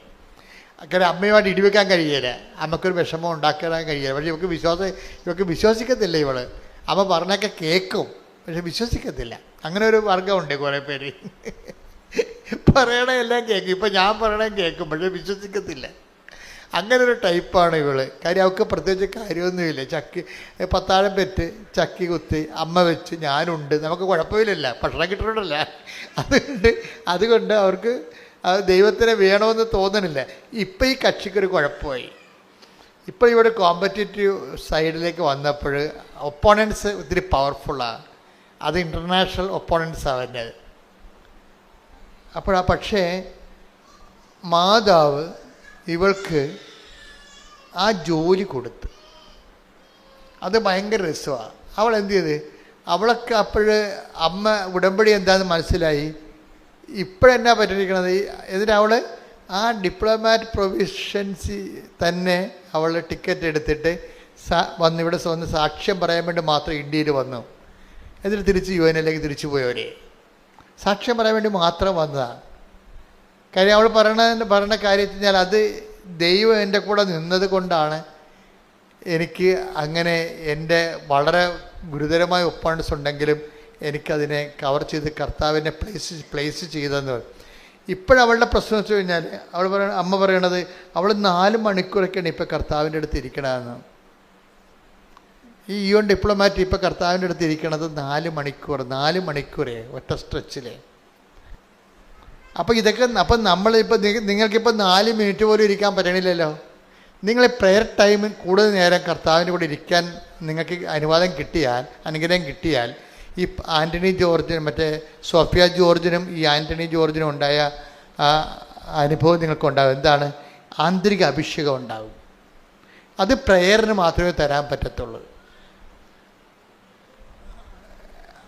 നമ്മുടെ ഈ പ്രെയർ എന്ന് പറയുമ്പോൾ ആന്തരിക അഭിഷേകം ഉണ്ടായിക്കഴിഞ്ഞാൽ ഈ നിസ്സാര കാര്യങ്ങളിൽ ഇപ്പോൾ ചില ആൾക്കാർ പെട്ടെന്ന് ടെൻസ്ഡായി പോലെ എല്ലാ വിഷയങ്ങളോടും ഒരു വേദി ഒക്കെ ഉണ്ടാകുമ്പോൾ കുഞ്ഞു കാര്യങ്ങളെപ്പോലും പെട്ടെന്ന് സങ്കടപ്പെടുന്ന സ്വഭാവമില്ലേ? അതിന് വേണ്ടത് ആന്തരിക സൗഖ്യമല്ല വേണ്ടത്, ആന്തരിക ഇന്നർ അനോയിൻറ്റിങ്ങാണ് വേണ്ടത്. ഇന്നർ അനോയിൻറ്റിങ് പ്രാർത്ഥനയുടെ ഒരു ഭാഗമാണ്. പ്രാർത്ഥനയുടെ സമയം ഒന്ന് ചെലവഴിച്ച് കൂട്ടിക്കഴിഞ്ഞാൽ, പണ്ട് എനിക്കൊരു സ്ഥലത്ത് എനിക്ക് ട്രാൻസ്ഫർ കിട്ടി, ഒരു സ്ഥലത്ത് നിന്ന് വേറൊരു സ്ഥലത്തേക്ക്. അത് എൻ്റെ സ്വന്തം നാട് തന്നെയായിരുന്നു. പക്ഷേ എനിക്കവിടെ പോകാൻ ഭയങ്കര പാടായിരുന്നു. കാര്യം അവിടെ അന്ന് തന്നെ കള്ളവാറ്റുകാരുടെ കേസൊക്കെ നടക്കുന്ന സ്ഥലമാണ്. 28 കള്ളവാറ്റുകാരുണ്ട് അവിടെ. ഇന്നിപ്പോൾ കള്ളവാറ്റുകാർ കുറവല്ലേ. അന്ന് 28. പിന്നെ നമ്പർ ഷാപ്പുകളെല്ലാം കൂടി 4 പിന്നെ 8. ആ ഇടവക മൊത്തം മദ്യശാലയാണ്. ഇത് അവരുടെ മദ്യപന്മാരുടെയും മദ്യവിൽപ്പനക്കാരുടെയും ഒരു കേന്ദ്രമാണത്. പള്ളിയുമായിട്ട് ഇവർ ഭയങ്കര ബോൾത്തായും കേസൊക്കെ നടക്കുകയാണ്. അപ്പോൾ അങ്ങനെ നടന്ന കേസിൽ പള്ളി തന്നെ ഇവർക്ക് പൈസയൊക്കെ കൊടുക്കേണ്ടി വന്നു. അവരുടെ വീടിന് കല്ലെറിഞ്ഞെന്നൊക്കെ പറഞ്ഞ് കള്ളക്കേസൊക്കെ ഉണ്ടാക്കി ആകെപ്പാട് ഒരു തലവേദന പിടിച്ച്. അപ്പം അങ്ങനെ സ്ഥലത്തേക്ക് പോകാൻ ട്രാൻസ്ഫർ ആയപ്പോൾ എനിക്ക് സംഘർഷമായിപ്പോയി. ഞാൻ പോകേണ്ടത് എങ്ങനെയാണ് മെത്താനോട് പറയണത്. കാര്യം ഞാൻ അച്ഛനായ കാലത്ത് തന്നെ മെത്താൻ്റെ മോതിരം മുത്തിയിട്ട് ഞാനെടുത്ത ഒരു മനസ്സെടുത്ത പ്രതിജ്ഞ പറയണ സ്ഥലത്ത് പോകുന്ന, അപ്പം അത് ഡീക്കനായ സമയത്ത് എടുത്തതാണ്. ഞാനന്ന് ഈശ്വരനോട് പറഞ്ഞത് ഏത് ബെയ്റൂട്ടിൽ വേണമെങ്കിലും പോകുന്നതാണ് പറഞ്ഞാൽ. അന്ന് ബെയ്റൂട്ടായിരുന്നു പ്രശ്നം. ഇന്നിപ്പോൾ ഗാസ പ്രശ്നമുള്ള പോലെ അന്നത്തെ കാലത്ത്, ഞാൻ പട്ടം മേടിക്കുന്ന കാലത്ത് 85 ബെയ്റൂട്ടായിരുന്നു പ്രശ്നം. ഭീകരവാദികൾ ബെയ്റൂട്ട് വളഞ്ഞ് എപ്പോഴും യുദ്ധമായിരുന്നു അവിടെ. അപ്പോൾ അത് പറഞ്ഞ കാരണം എനിക്ക് തിരിച്ച് പറയാൻ ഓപ്ഷനില്ല, പറയാനില്ല. പക്ഷേ എനിക്ക് പോകാതിരിക്കാൻ പോയാൽ ഞാൻ പണി മേടിക്കുകയും ചെയ്യും. അപ്പം എനിക്ക് ഭയങ്കര സങ്കടമായി. ഞാൻ എന്നെ കുർബാനയും കഴിയുമ്പോൾ പള്ളിയുടെ പുറകിലൊരു വാഴത്തോട്ടമുണ്ട്, അവിടെ വന്ന് കുത്തിയിരിക്കും. അവിടെ കുറേ ബാത്റൂം കെട്ടിയിട്ടുണ്ട്. ഭയങ്കര മണമാണ് അവിടെ, വേറെ സ്ഥലമില്ല. കാര്യം എന്നെ കണ്ട ആൾക്കാർ പ്രാർത്ഥിക്കാൻ വരും. പക്ഷേ എൻ്റെ അവസ്ഥ ആൾക്കാർക്കറിയാമോ? അതുകൊണ്ട് എനിക്കൊരു പ്രശ്നമുണ്ട്. ഞാൻ എന്ത് ചെയ്ത്, ഞാൻ ഈ ജപമാലയും കൊണ്ടുപോയി ഈ വാഴത്തോട്ടത്തിൽ ആ ബാത്റൂംസിൻ്റെ അവിടെ ഇരിക്കും. ഇവിടെ ഉച്ചവരെ അവിടെ ഇരുന്ന് പ്രാർത്ഥിക്കും. പിന്നെ ഉച്ചകഴിഞ്ഞ് ഊണും കഴിച്ചു വന്ന് പിന്നെ അവിടെ ഇരിക്കും. അങ്ങനെ ഞാൻ ആയിക്കൊണ്ട് 13 ദിവസം അവർ ഇരുന്ന് 13 ദിവസം ഇരുന്നിട്ടപ്പോൾ എന്നാ വരുമെന്നറിയോ? എനിക്ക് എന്തെന്നില്ലാത്ത ഒരു പവറടിച്ച്, ഞാൻ പേടിച്ചിട്ട് പോകാൻ പറ്റത്തില്ലെന്ന് പറഞ്ഞ സ്ഥലത്തേക്ക് എനിക്ക് എങ്ങനെയെങ്കിലും ഒന്ന് പോയാൽ മതി എന്ന രീതിയിലായി. എൻ്റെ ആന്തരിക മനസ്സ് ചേഞ്ച് ചെയ്ത്. ഇതിനാ ഇന്നർ ഹീലിംഗ് ഇന്നർ അനോയിൻറ്റിങ് എന്ന് പറയുന്നത്. ഇതാണ് പ്രശ്നങ്ങളല്ല പ്രശ്നം അഭിമുഖീകരിക്കാൻ നമ്മളാണ് പ്രശ്നം. മനസ്സിലായില്ലേ? നമ്മളുടെ ഈ ജീവിതത്തിൽ പ്രാർത്ഥന നിലവായി ഇപ്പോൾ ഈ വോക്കൽ പ്രെയറിന് ഒരു എന്തിനാണ് എപ്പോഴും ഇങ്ങനെ പ്രാർത്ഥിച്ചുകൊണ്ടിരിക്കണത്? എന്തിനാണ് എപ്പോഴും ഇങ്ങനെ കൊന്ത ഉരുട്ടിക്കൊണ്ടിരിക്കണത്? പറഞ്ഞത് തന്നെ പറഞ്ഞത് എന്തിനാണെന്ന് ചോദിച്ചാൽ അഭിഷേകം കിട്ടാനാണെന്ന് എൻ്റെ ഉത്തരം. ചില പറയില്ലേ, ഇപ്പം ചില സഹോദരർ പറയും ഈ നന്മ പറഞ്ഞോടെ തന്നെ എപ്പോഴും ചൊല്ലിക്കൊണ്ടിരിക്കണത് എന്തിനാണ് ചോദിക്കണത്. അത് വെച്ചിട്ടല്ലേ നമ്മൾ അഖണ്ഡ ജപമാല തുടങ്ങിയത്. അഖണ്ഡ ജപമാല ഞാൻ എൻ്റെ ജീവിതത്തിൽ ജപമാല എനിക്ക് തന്ന അനുഭവം കൊണ്ടാണ് പിന്നീട് ജപമാല കാര്യമുണ്ടെന്ന് മനസ്സിലാക്കിയപ്പോഴാണ് ഞാൻ അത് തന്നെ 93 അനുഭവം. ഞാനിവിടെ 2002 ഇവിടെ ആ അനുഭവം ആൾക്കാർക്ക് പകർന്നു കൊടുക്കാൻ വേണ്ടിയാണ് അഖണ്ഡ ജപമാല ആരംഭിച്ചത്. അഖണ്ഡ ജപമാല ഒരു കൊല്ലം മുഴുവൻ നടത്തി രാത്രിയും പകലും നടത്തിയപ്പോഴാണ് 2004 ഡിസംബർ 7-ാം തീയതി അമ്മ പ്രത്യക്ഷപ്പെട്ടത്.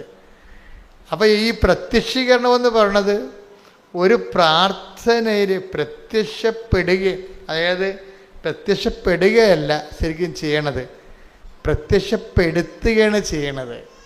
എപ്പോഴും ഓർത്തേക്കണം.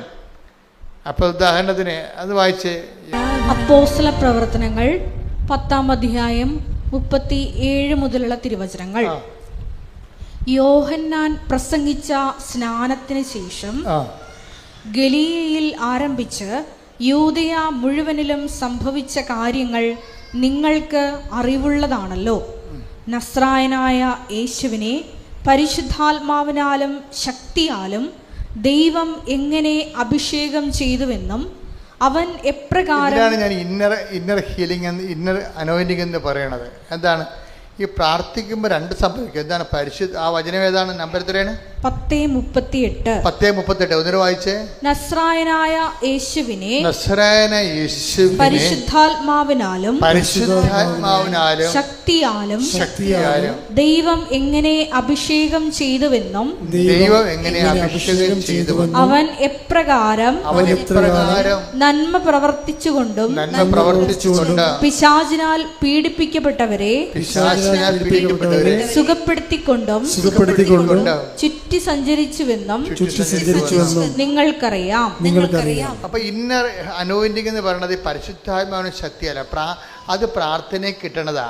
ഇപ്പൊ നമ്മൾ ഒരു കൊല്ലം മുഴുവനും ഇവിടെ അഖണ്ഡ ജപമാല ചൊല്ലി, രാത്രിയും പകലും അണമുറിയാതെ ചൊല്ലി. അപ്പൊ എന്ത് പറ്റി? നമുക്ക് പരിശുദ്ധാത്മാവും കിട്ടി, ശക്തിയും കിട്ടി. അതിൻ്റെ ഫലമായിട്ടാണ് ആ അഖണ്ഡ ജപമാല കഴിഞ്ഞ് അത് ഒക്ടോബർ മാസം കഴിയുമ്പോൾ ഡിസംബർ മാസത്തിൽ അമ്മ മാതാവിൻ്റെ പ്രത്യക്ഷീകരണം സമയഘടികാരം നെഞ്ചിൽ ചാർത്തിക്കൊണ്ട് നിങ്ങൾക്ക് കൃപാസനത്തിൽ വരുമ്പോൾ ഉണ്ടാകുന്ന ഗുണം എന്താണെന്നറിയാവോ? നിങ്ങൾക്ക് ഒത്തിരിയേറെ ഇത് ലൈറ്റ് വെയ്റ്റാണ്. കൃപാസനം ആധ്യാത്മികതയുടെ ഏറ്റവും വലിയ ഗുണം ഉടമ്പടി എന്ന് പറയുന്നത് ഫെദർ ടച്ച്, ലൈറ്റ് വെയ്റ്റാണ്. പവർ സ്റ്റിയറിംഗ് എന്നൊക്കെ പറയത്തില്ലേ? Power and steering, mechanical steering അല്ല. അതിന് ഒത്തിരിയേറെ കഷ്ടപ്പാടാണ്. ഉള്ള മസിലെല്ലാം പൊടിഞ്ഞ് വേർത്ത് പൊടിഞ്ഞ് ഇത് പവർ സ്റ്റിയറിംഗ് ആണ്. എന്താ കാര്യം? ഇതിങ്ങനെ ഒരു ഫെദർ ടച്ച് കൊണ്ട് വർക്ക് ചെയ്യും. കാര്യം ഉടമ്പടിയുടെ വരുന്നൊരു വിഷയം മാതാവിൻ്റെ പ്രത്യക്ഷീകരണം, അതിൻ്റെ അടയാളങ്ങൾ കാണിക്കാൻ ദൈവത്തിന് ഭയങ്കര ആഗ്രഹമുണ്ട്. മാതാവിൻ്റെ പ്രത്യക്ഷീകരണ കൃപാസനത്തെ മാതാവ് പ്രത്യക്ഷപ്പെട്ടതിനെക്കുറിച്ച് സ്ഥിരീകരിക്കേണ്ടത് നമ്മുടെ ആവശ്യത്തെക്കാൾ ഉപരി. കാര്യം സമയഘടികാരമല്ലേ നെഞ്ചിൽ ചാർത്തിരിക്കണത്. അതിൽ ഊർദ് പോലെയും ഫാത്തിമ പോലെയും നിസ്സാരമായ കാര്യങ്ങളല്ലത്. സമയഘടികാരമാണ് നെഞ്ചിൽ ചാർത്തിരിക്കണത്. പിന്നെ സിൽവർ ഗ്രേയിലാണ് കാണപ്പെടുന്നത്. പറഞ്ഞിരിക്കുന്നത് ദുരന്തമുണ്ടാകാൻ പോണ അന്ത്യകാലത്തിൻ്റെ നിറങ്ങളും അന്ത്യകാലത്തിൻ്റെ സന്ദേശമാണ്. ഇത് ലോകം മുഴുവൻ എത്തണമെന്നുണ്ടെങ്കിൽ ഒത്തിരിയേറെ വ്യാപകമായ രീതിയിൽ ചർച്ച ചെയ്യപ്പെടുന്നുണ്ടെങ്കിൽ അടയാളം കിട്ടണം. അടയാളം കിട്ടണമെന്നുണ്ടെങ്കിൽ അതിനുള്ള കഴിവുള്ള ആൾക്കാർ അവലംബം ചെയ്യണം ഇവിടെ. അതുകൊണ്ട് ദൈവത്തിൻ്റെ ഒരു ആവശ്യമാണ് നിങ്ങളുടെ ജപ്തി മാറ്റുക, നിങ്ങളുടെ ക്യാൻസർ മാറ്റുക, നിങ്ങളെ പച്ചപിടിപ്പിച്ചെടുക്കുക എന്നുള്ളത് നമ്മുടെ ആവശ്യം പോലെ തന്നെ ആരുടെ ആവശ്യമാണ്? ദൈവത്തിൻ്റെ ആവശ്യമാണ്. കാര്യം കൃപാസനത്തിൽ ഇപ്പം നിങ്ങളുടെ മറ്റൊരു തരത്തിലുള്ള ധ്യാനം കൂടുന്ന പോലെ അല്ല പ്രശ്നം. ധ്യാനത്തിൻ്റെ ചുറ്റവട്ടങ്ങൾ ഒക്കണ പോലല്ല ഇത് അല്പം ശരിയായ ബാക്കി ദൈവം ശരിയാക്കും.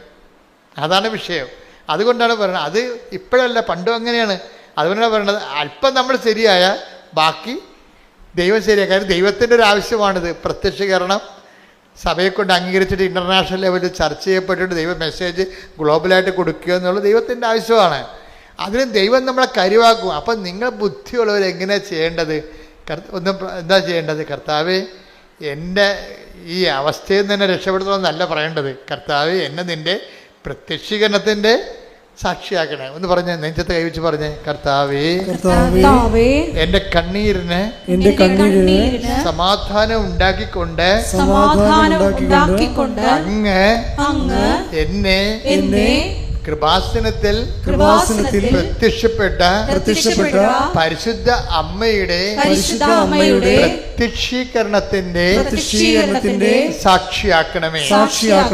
ശ്രുതികട്ടെ. ഹല്ലേലൂയ, ഹല്ലേലൂയ,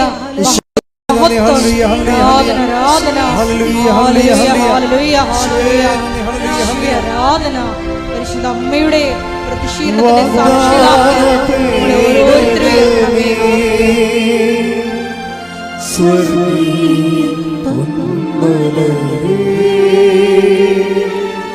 കൃപാസനത്തിൻ്റെ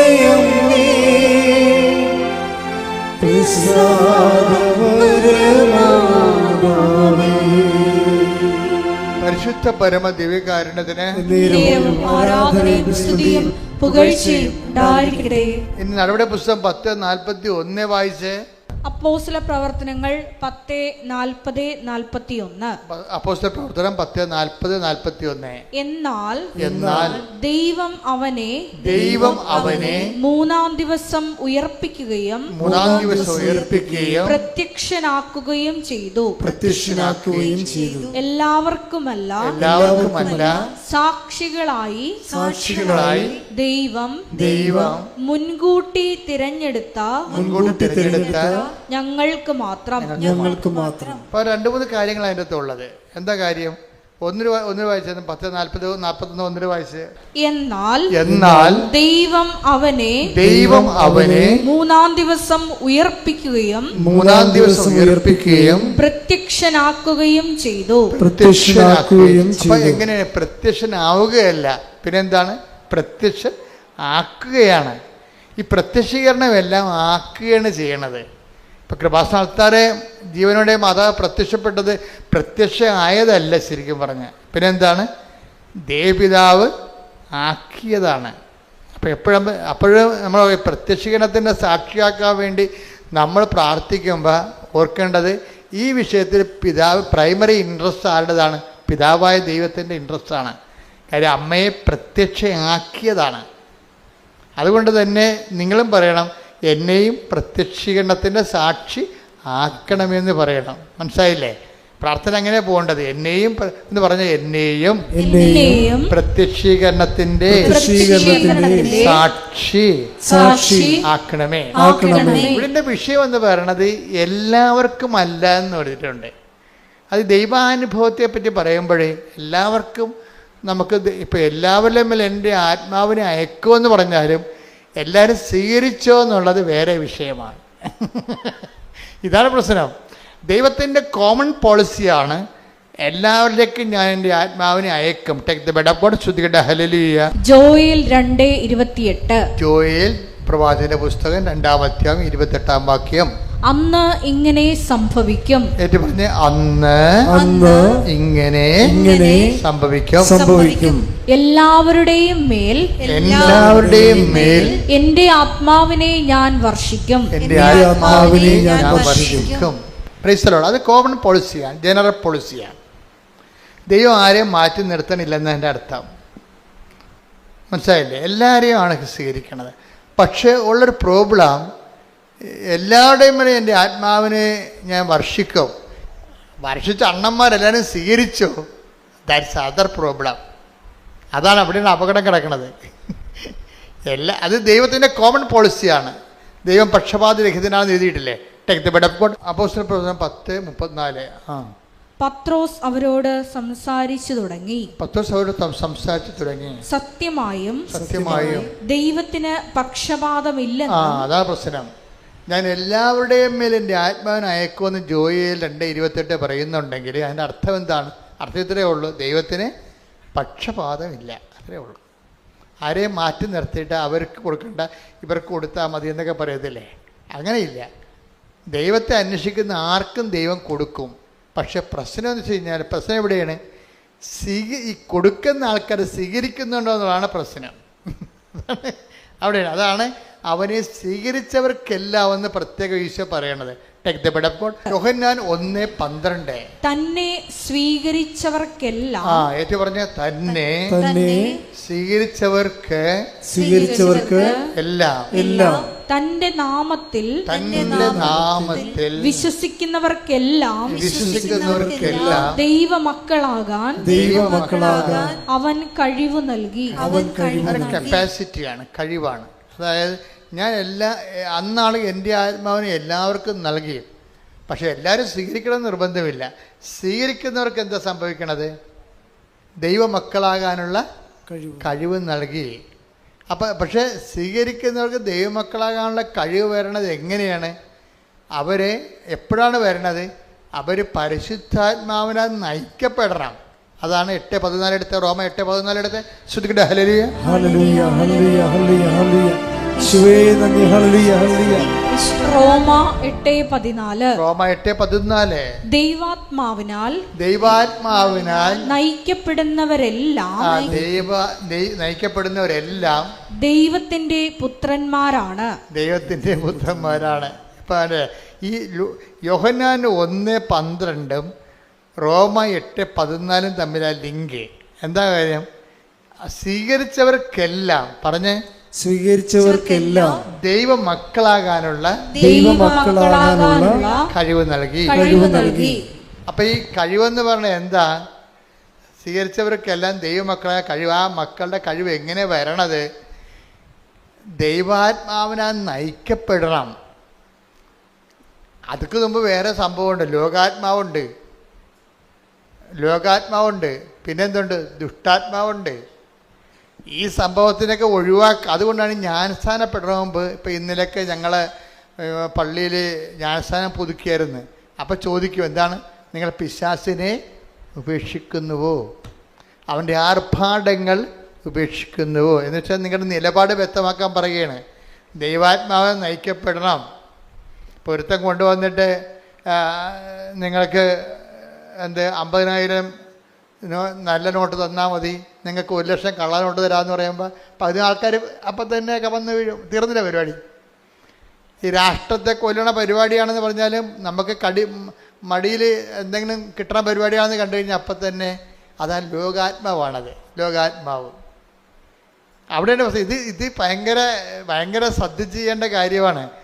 നിങ്ങൾ ഈ മഴ പെയ്യുമ്പോൾ മുഴുവൻ വെള്ള തലയിൽ വീണ പോലെ പരിശുദ്ധാത്മാവ് തലയിൽ വീഴണമെങ്കിൽ കുറച്ച് പണിയുണ്ട്. എന്താണ്? ദൈവാത്മാവിനാൽ നയിക്കപ്പെടണം. ഇപ്പോൾ ഒരു കുഞ്ഞ് ജനിച്ച് അതിൻ്റെ മുല കൂടി മാറുമ്പോൾ തന്നെ വേറൊരു കുഞ്ഞും ജനിക്കാൻ പോകണം, പ്രഗ്നൻ്റായി. അപ്പോൾ ഭർത്താവ് പറഞ്ഞു, എടോ ഇത് നമ്മൾ വിചാരിച്ചില്ലല്ലോ ഇങ്ങനെ, അത് കളഞ്ഞേക്കാമെന്ന് ഭർത്താവ് പറഞ്ഞു. എന്നാൽ കളയാമെന്ന് അമ്മയും പറഞ്ഞു. അവരെങ്ങനെ അവർ കൊലപാതകമല്ലേ, രണ്ടുപേരും കൂടി ചേർന്നുകൊണ്ടല്ല കൊലപാതകം ചെയ്തിരിക്കണേ, ചെയ്യാൻ പോണത്. അങ്ങനെ ചിന്തിച്ചാൽ തന്നെ പരിശുദ്ധാത്മാവ് അപ്പം തന്നെ ആ രാജ്യത്തു നിന്ന് പോകും. എന്താ കാര്യം? അവർ ദുഷ്ടാത്മാവിനാൽ ആണ് നയിക്കപ്പെടുന്നത്.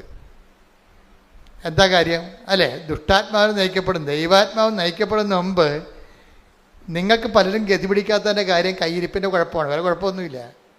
നിങ്ങൾക്കിങ്ങനെ ദൈവത്തെ നിങ്ങളുടെ സൗകര്യത്തിന് പറ്റുന്നൊരു ദൈവത്തെയാണ് നിങ്ങൾ അന്വേഷിക്കുന്നത്. അങ്ങനെ ഒരു ദൈവം ഇല്ലെന്ന് പറഞ്ഞാൽ കറക്റ്റാണ്.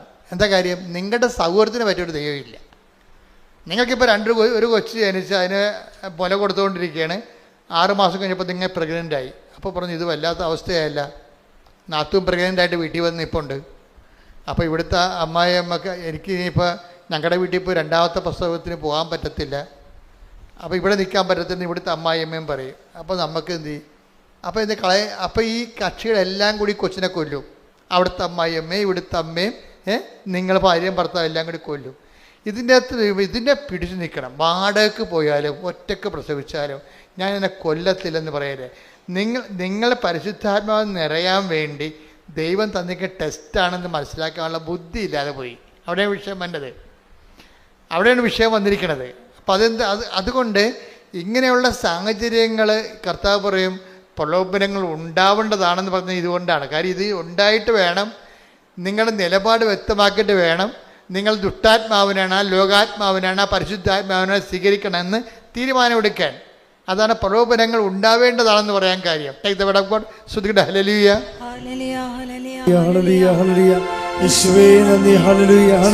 മത്തായി 18:7 പ്രലോഭനങ്ങൾ നിമിത്തം ലോകത്തിന് ദുരിതമല്ലേ? ഇതുപോലെ ഓപ്ഷൻ വന്നാൽ നമ്മൾ വിട്ടുപോകത്തില്ലേ? ദുരിതമല്ലേ? പ്രലോഭനങ്ങൾ ഉണ്ടാകേണ്ടതാണ് എന്നാൽ ഇതിൻ്റെ കള്ളനും വെള്ളി കള്ളനാണയം ഉണ്ടല്ലോ.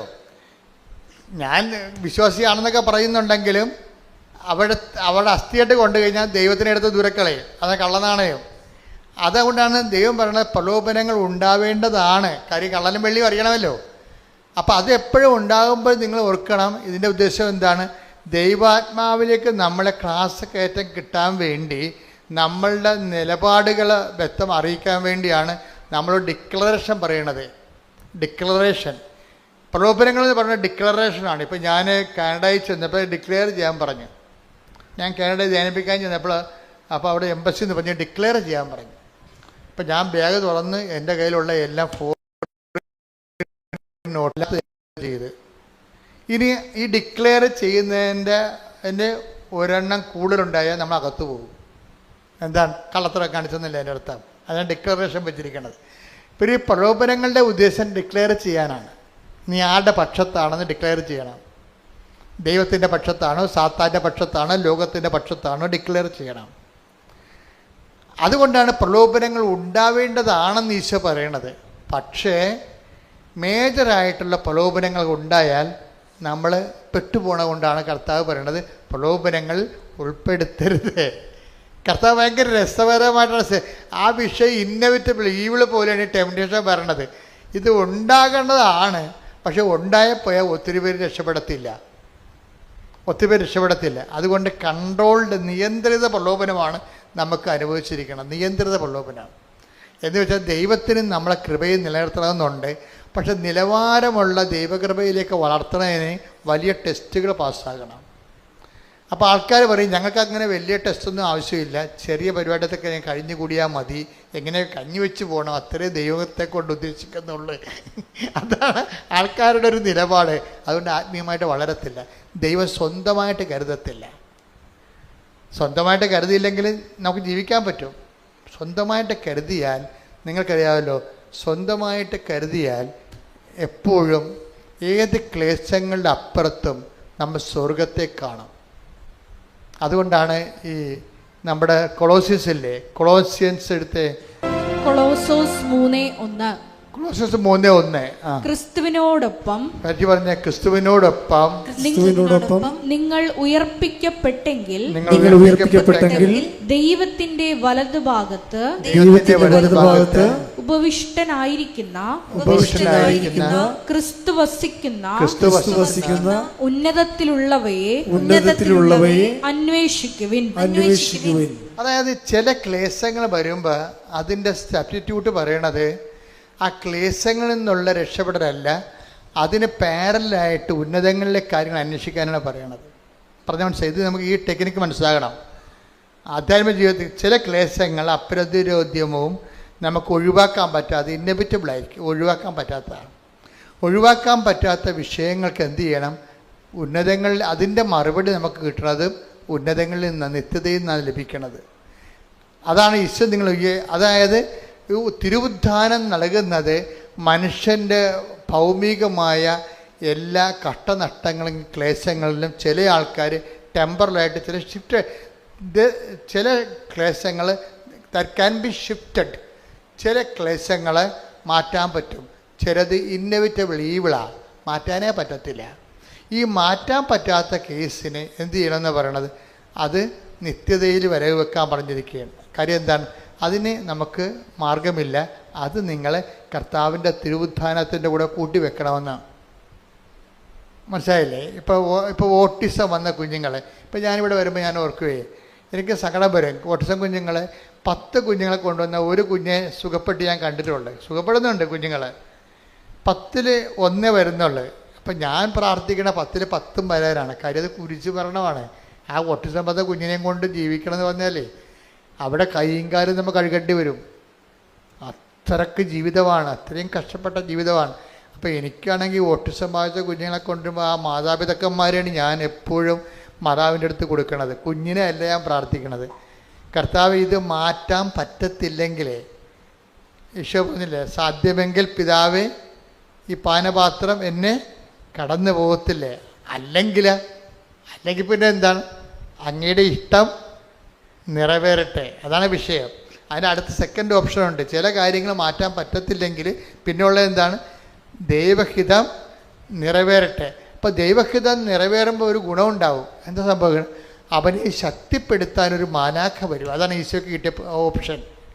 എന്താ വെച്ചാൽ നമുക്കിപ്പോൾ ദൈവഹിതമായിട്ട് ഇപ്പോൾ നിങ്ങൾക്ക് മാറ്റാൻ പറ്റാത്ത ഇന്നോവേറ്റീവ് ഈബിളായിട്ടുള്ള ഒരു സങ്കടം മാറ്റാൻ പറ്റണില്ല എന്ന് വിചാരിച്ചോ? രോഗമാകാം, വേറെ എന്തുമാകാം. ചിലപ്പോൾ ഒരു നാശം പിടിച്ച അയൽവാസിയാകാം. അറിയാമല്ലോ, നാശം പിടിച്ച അയൽവാസികളെ നമുക്ക് ചിലർ എൻ്റെ അച്ഛ ഒരു തിരുവഞ്ചരിച്ച അച്ഛ ഏതെങ്കിലും നരകത്തിൽ ഈ നരകത്തിൽ നിന്ന് പോട്ടെ, ഈ രാജ്യം വിട്ട് എവിടെയെങ്കിലും ഇപ്പോൾ താമസിക്കട്ടെ, അവർ നമ്മളെ പൊറുപ്പിക്കത്തില്ല അച്ഛ എന്ന് പറയും. അപ്പം ഞാൻ പ്രാർത്ഥിച്ച് നോക്കിയിട്ട് പറയും, മോളെ പോകാൻ പറ്റത്തെന്ന് തോന്നുന്നില്ല എന്ന് പറയും. കാര്യം ഇതിനേക്കാൾ വലിയ പിടിച്ചതിനേക്കാൾ വലുത് അളയിരിപ്പുണ്ട്, നീ ചെല്ലുന്ന സ്ഥലത്ത് ഇതിനേക്കാൾ വലിയ പണ്ടാരം വരുന്നുണ്ട്, നീയാണ് പ്രശ്നം, അവരല്ല പ്രശ്നം എന്ന് പറയും. എന്താ കാര്യം? ഇതിന് അവനെ ശക്തിപ്പെടുത്താൻ ഗെത്സെമനിൽ വായിച്ച് അവനെ ശക്തിപ്പെടുത്താൻ ലൂക്ക 22:42-43. ലൂക്ക 22:42. പിതാവേ അങ്ങേക്ക് ഇഷ്ടമെങ്കിൽ ഈ പാനപാത്രം എന്നിൽ നിന്ന് അകറ്റണമേ.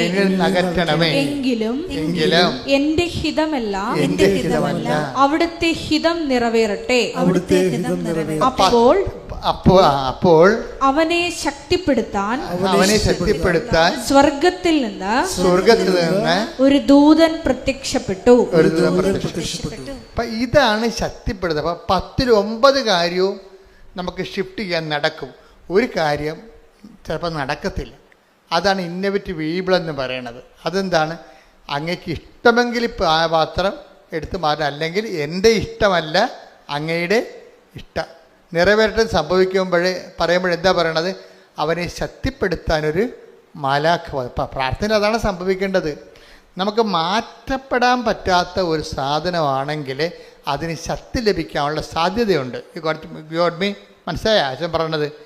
മാറ്റപ്പെടാൻ പറ്റാത്ത ഒരു വിഷയമാണെങ്കിൽ ഇപ്പം നിങ്ങളുടെ അയൽവാസി തന്നെ അങ്ങോട്ട് നോക്കിയ കേസ് കൊടുക്കുന്ന പാർട്ടിയായിരിക്കും ചിലപ്പോൾ നമ്മൾ നോക്കത്തില്ല. പിന്നെ വല്ല ഇലയും നമ്മൾ പറന്ന് വീണ അവർ പറയും അത് നിങ്ങളെ കൊണ്ടുവന്ന് ഇട്ടതാണെന്ന് പറയും. നമ്മളവിടെ നിന്ന് വല്ല കൃപാസനത്തിലോ വല്ലതും പോവുകയാണെങ്കിൽ അവിടെ വന്ന് നമ്മുടെ ചിരവ എടുത്തിട്ട് അവർ പോകും. ജീവിക്കാൻ പറ്റത്തില്ല.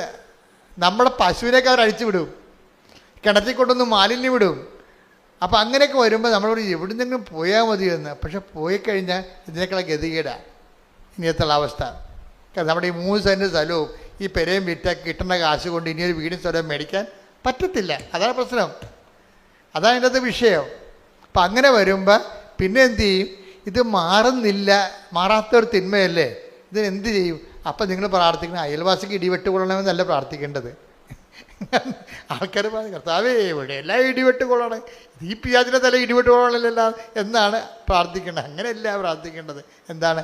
ഗെത്സെമനിയിലെ അങ്ങേ ശക്തിപ്പെടുത്തി അതേ മാലാഖയാൽ എന്നെ ശക്തിപ്പെടുത്തണമേ എന്ന് പ്രാർത്ഥിച്ച് ഗെത്സെമനിയിൽ അങ്ങേ ശക്തിപ്പെടുത്തിയ അതേ ദൈവശക്തിയാൽ എന്നെ അഭിഷേകം ചെയ്യണമേ. ജീവിതത്തിൽ ഉണ്ടാകുന്ന കളർ വ്യത്യാസങ്ങള്, കാലാവസ്ഥാ ഭേദങ്ങള്, അതിനെ സുവിശേഷ വിഹിതമായി എങ്ങനെ സമീപിക്കണം, എങ്ങനെ ആത്മാവിൽ അഭിഷേകം പ്രാപിക്കണം എന്നൊക്കെയാണ് ഇപ്പോൾ പരിശുദ്ധാത്മാവ് കർത്താവിൻ്റെ തിരുവുദ്ധാനത്തിൻ്റെ ഫലങ്ങളുടെ ഭാഗമായിട്ട് പറഞ്ഞുകൊണ്ടിരിക്കുന്നത്. ഇപ്പോൾ ഇതിൻ്റെ വിഷയം നമ്മൾ തുടങ്ങി എങ്ങനെയാണ്? അതായത് നിങ്ങൾ യേശു ക്രിസ്തു, കൊളോസ്യൻസ് 3:1 വായിച്ച് ശ്രുതികട ഹല്ലേലൂയ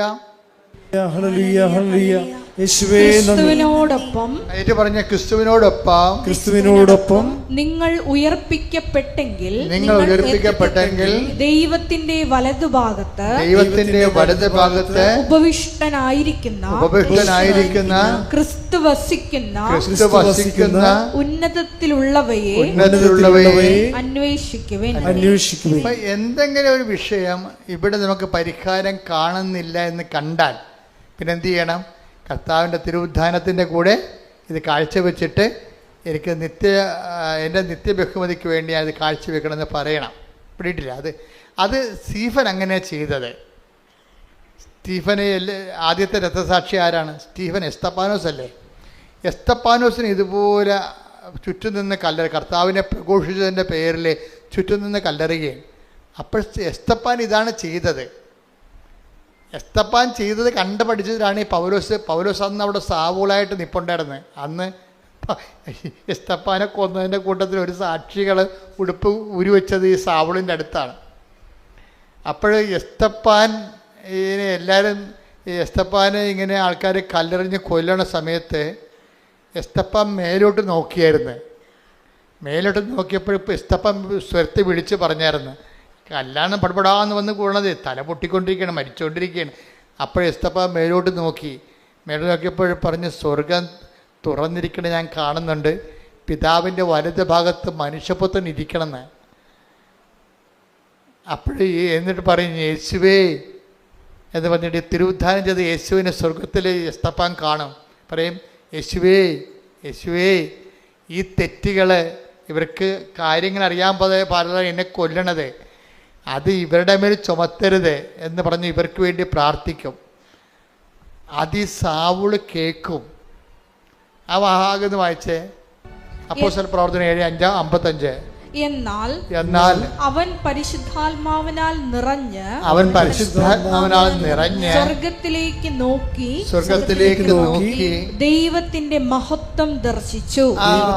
അതാണ് സ്റ്റീഫനെ കല്ലെറിഞ്ഞപ്പോഴ് അവന്റെ തല പൊട്ടി തലച്ചോർ ചിതറണ സമയത്ത് അവനവരെ തന്തയ്ക്ക് വിളിക്കുകയും തെരുവിളിക്കുകയല്ല ചെയ്തത്.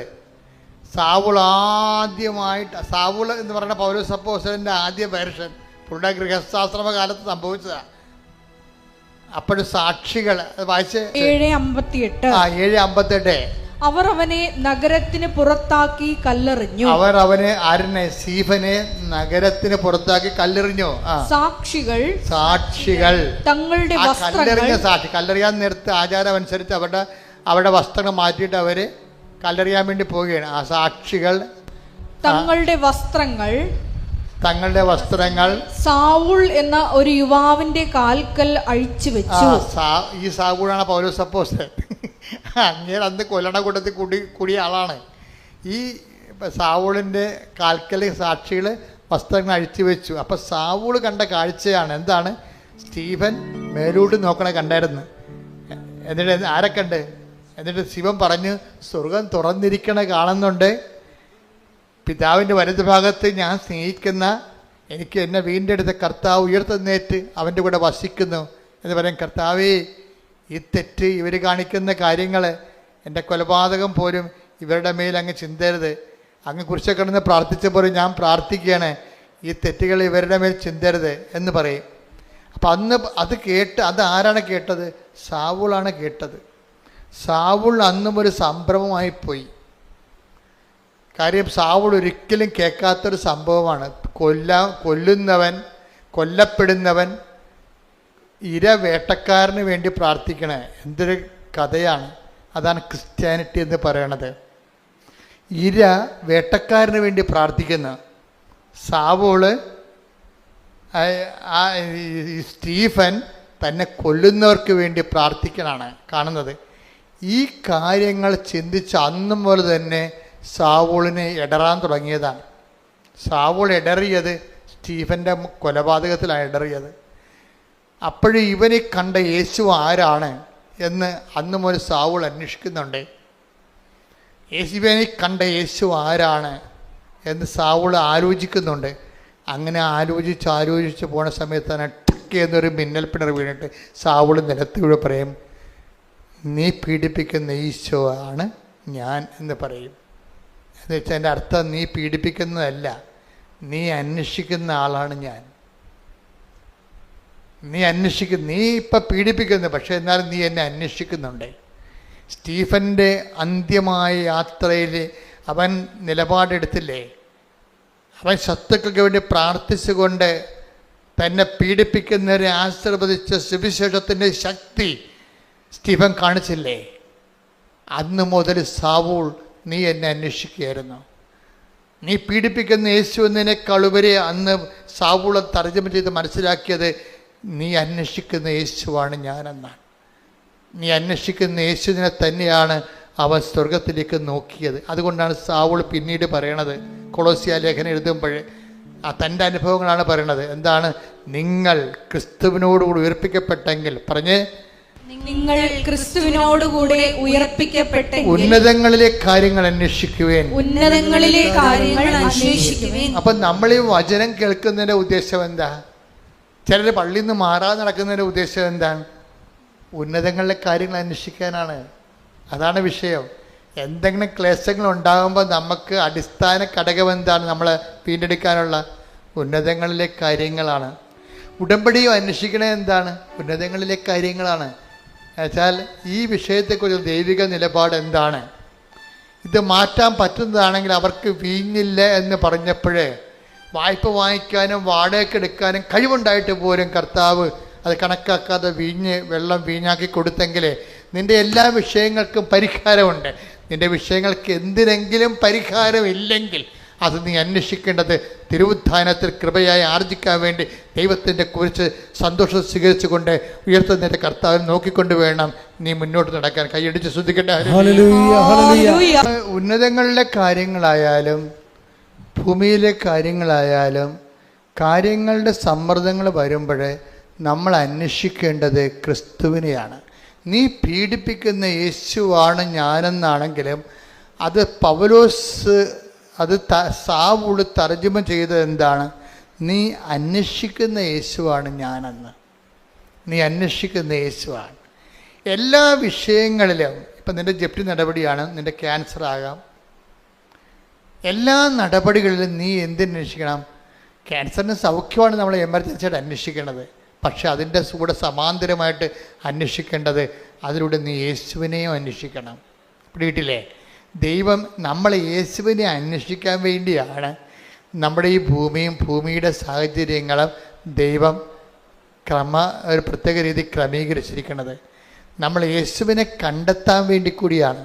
അപ്പം നിങ്ങൾ ഒരു സ്വരം കേട്ടാലും നിങ്ങൾ ചോദിക്കണം. യേശുവാണ് നിർബന്ധമില്ല, എന്നാലും ചോദിക്കണം. എന്താണ്? ആരാണതെന്ന് ഏതൊരു അനുഭവം ഉണ്ടായാലും, ഒരു സ്വരത്തിൻ്റെ അനുഭവം ഉണ്ടായാലും ബൈബിളിൻ്റെ ഒരു രീതി അതാണ്. ഒരു അനുഭവം ഉണ്ടായാൽ ഒരു സ്വരം കേട്ട്, ഇപ്പം പണ്ട് ബർത്തിമേവൂസ് എന്ന് പറഞ്ഞ ഒരുത്തനിങ്ങനെ അന്ധയാചകനായിട്ട് അങ്ങനെ ഇരിക്കല്ലേ, അപ്പോഴാണ് കരികില പുറത്തുകൂടി ഇങ്ങനെ പട്ടാളക്കാർ പോണ പോലെ ഒരു സ്വരം അവൻ കേട്ട്, ഒരു സ്വരം കേട്ട്. കരികിലാണല്ലോ നിറച്ച് വഴിയിൽ, എൻ്റെ പുറത്തുകൂടി ഇവങ്ങനെ കയറി ആൾക്കാർ നടന്ന്, കുറേ ആൾക്കാരുണ്ട് യേശുവിൻ്റെ കൂടെ. അപ്പോൾ ഇങ്ങനെ കരികിലയുടെ സ്വരം ഇവൻ കേൾക്കുന്നുള്ളൂ. ആ കരികിലയുടെ സ്വരം കേൾക്കുമ്പോൾ അങ്ങനെ എത്ര സ്വരം എപ്പോഴും കേൾക്കണേ. പക്ഷെ അങ്ങനെയല്ല, അവൻ ചോദിക്കും ആരാണ് ഈ പോകുന്നതെന്ന്. എല്ലാ അനുഭവങ്ങളും ക്രിസ്തുവിനെ ചോദിക്കണം, ആരാണ് ഈ കടന്നു പോകുന്നത്. Take the bed of God. ശ്രുതികട്ടെ ഹല്ലേലൂയ. നമുക്ക് പല ദുരിതാനുഭവങ്ങളാണ് ഉണ്ടാകണത്. ഇപ്പം ദുരിതാനുഭവങ്ങളല്ല നമ്മൾ കരികില സ്വരമാണ് നമ്മൾ കേൾക്കണത്. അപ്പം നമ്മൾ ചോദിക്കേണ്ടത് ആരാണ് കടന്നു പോകണത്, അതാണ് വിഷയം. ഇപ്പം ജോലിയില്ലാതെ നീ നിൻ്റെ ജീവിതത്തിൽ പോകണം, എത്ര കാലം പോകണം എന്ന് പറയുമ്പോൾ നിൻ്റെ ജീവിതത്തിലൂടെ ഇപ്പോൾ ആരാണ് ഈ ഒരു അവസ്ഥ നിനക്ക് നൽകിക്കൊണ്ട് കടന്നു പോകുന്നത്, ആരാണ്, അതാണ് വിഷയം. എന്നിട്ട് അതിൻ്റെ ഉദ്ദേശം എന്ന് വെച്ച് കഴിഞ്ഞാൽ ഇത് വരച്ചെത്തുമ്പോൾ നമ്മൾ ചെല്ലുമ്പോൾ ക്രിസ്തുവിലെത്തിയിരിക്കും. അതാണ് ദൈവത്തിൻ്റെ ഉദ്ദേശം. നീ ക്രിസ്തുവിനെ സ്വീകരിക്കാൻ വേണ്ടിയുള്ള ദൈവത്തിൻ്റെ സാവകാശങ്ങളാണ് സഹനസമയമായി നമുക്ക് വരേണ്ടത്. ശ്രുതികട്ടെ ഹല്ലേലൂയ. നന്ദി. ഹല്ലേലൂയ, ഹല്ലേലൂയ, ഹല്ലേലൂയ. യേശുവേ സ്തുതി. Hallelujah, hallelujah. ആരാധന, ആരാധന യേശുവേ, ആരാധന. കരങ്ങളെ വീശി വന്ദിയാണ് പാടാം. ആരാധന, ആരാധന യേശുവേ, ആരാധന. അപ്പോൾ ഈ ബർത്തിമേവൂസിനെ സംബന്ധിച്ചിടത്തോളം നസറായന യേശുവാണ് കടന്നു പോകുന്നതെന്ന് അവൻ ചോദിച്ച് മനസ്സിലാക്കി. ആരാണ് ഈ കടന്നു പോകുന്നതെന്ന് അവൻ ചോദിച്ചു. അപ്പോൾ ആൾക്കാർ പറഞ്ഞു നസറായന യേശുവാണ് കടന്നു പോകുന്നത്. ലൂക്ക 18:35-36. ലൂക്ക 18:35-36. അവൻ ജെറീക്കോയെ സമീപിച്ചപ്പോൾ ഒരു കുരുടൻ വഴിയരികിലിരുന്ന് ഭിക്ഷയാചിക്കുന്നുണ്ടായിരുന്നു. ജനക്കൂട്ടം കടന്നുപോകുന്ന ശബ്ദം കേട്ട് കരികിലപ്പുറത്തുള്ള ശബ്ദം കേട്ടപ്പോൾ എന്താണ് സംഭവിക്കുന്നതെന്ന് അവൻ അന്വേഷിച്ചു.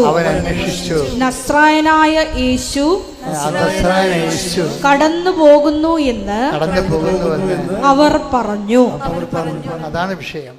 ഒരു കരികിലയുടെ സ്വരം കേട്ടതാണ് വിഷയം. പക്ഷെ അവൻ ചോദിച്ചു, വാട്ട് ഈസ് ഹാപ്പനിങ്? ഇപ്പം നിനക്ക് ജപ്തി നടപടി വന്നാണ് വിഷയം അല്ലേ? നിനക്ക് കല്യാണം ഉറച്ചിരുന്ന കല്യാണം തലേ ദിവസം ഇപ്പം അടുത്ത ആഴ്ച മനസ്സമ്മതമാണ്, ഈ ആഴ്ചയിൽ ആ കല്യാണം പോയി. അപ്പോൾ അയ്യോ കല്യാണം പോയി ഞാൻ തൂങ്ങിച്ചാകുമെന്നല്ല പറയേണ്ടത്. എന്താണ് സംഭവിക്കുന്നത്? ആരാണ് കടന്നു പോകുന്നത്? ഓരോ അനുഭവങ്ങളിലും ചോദിക്കണം.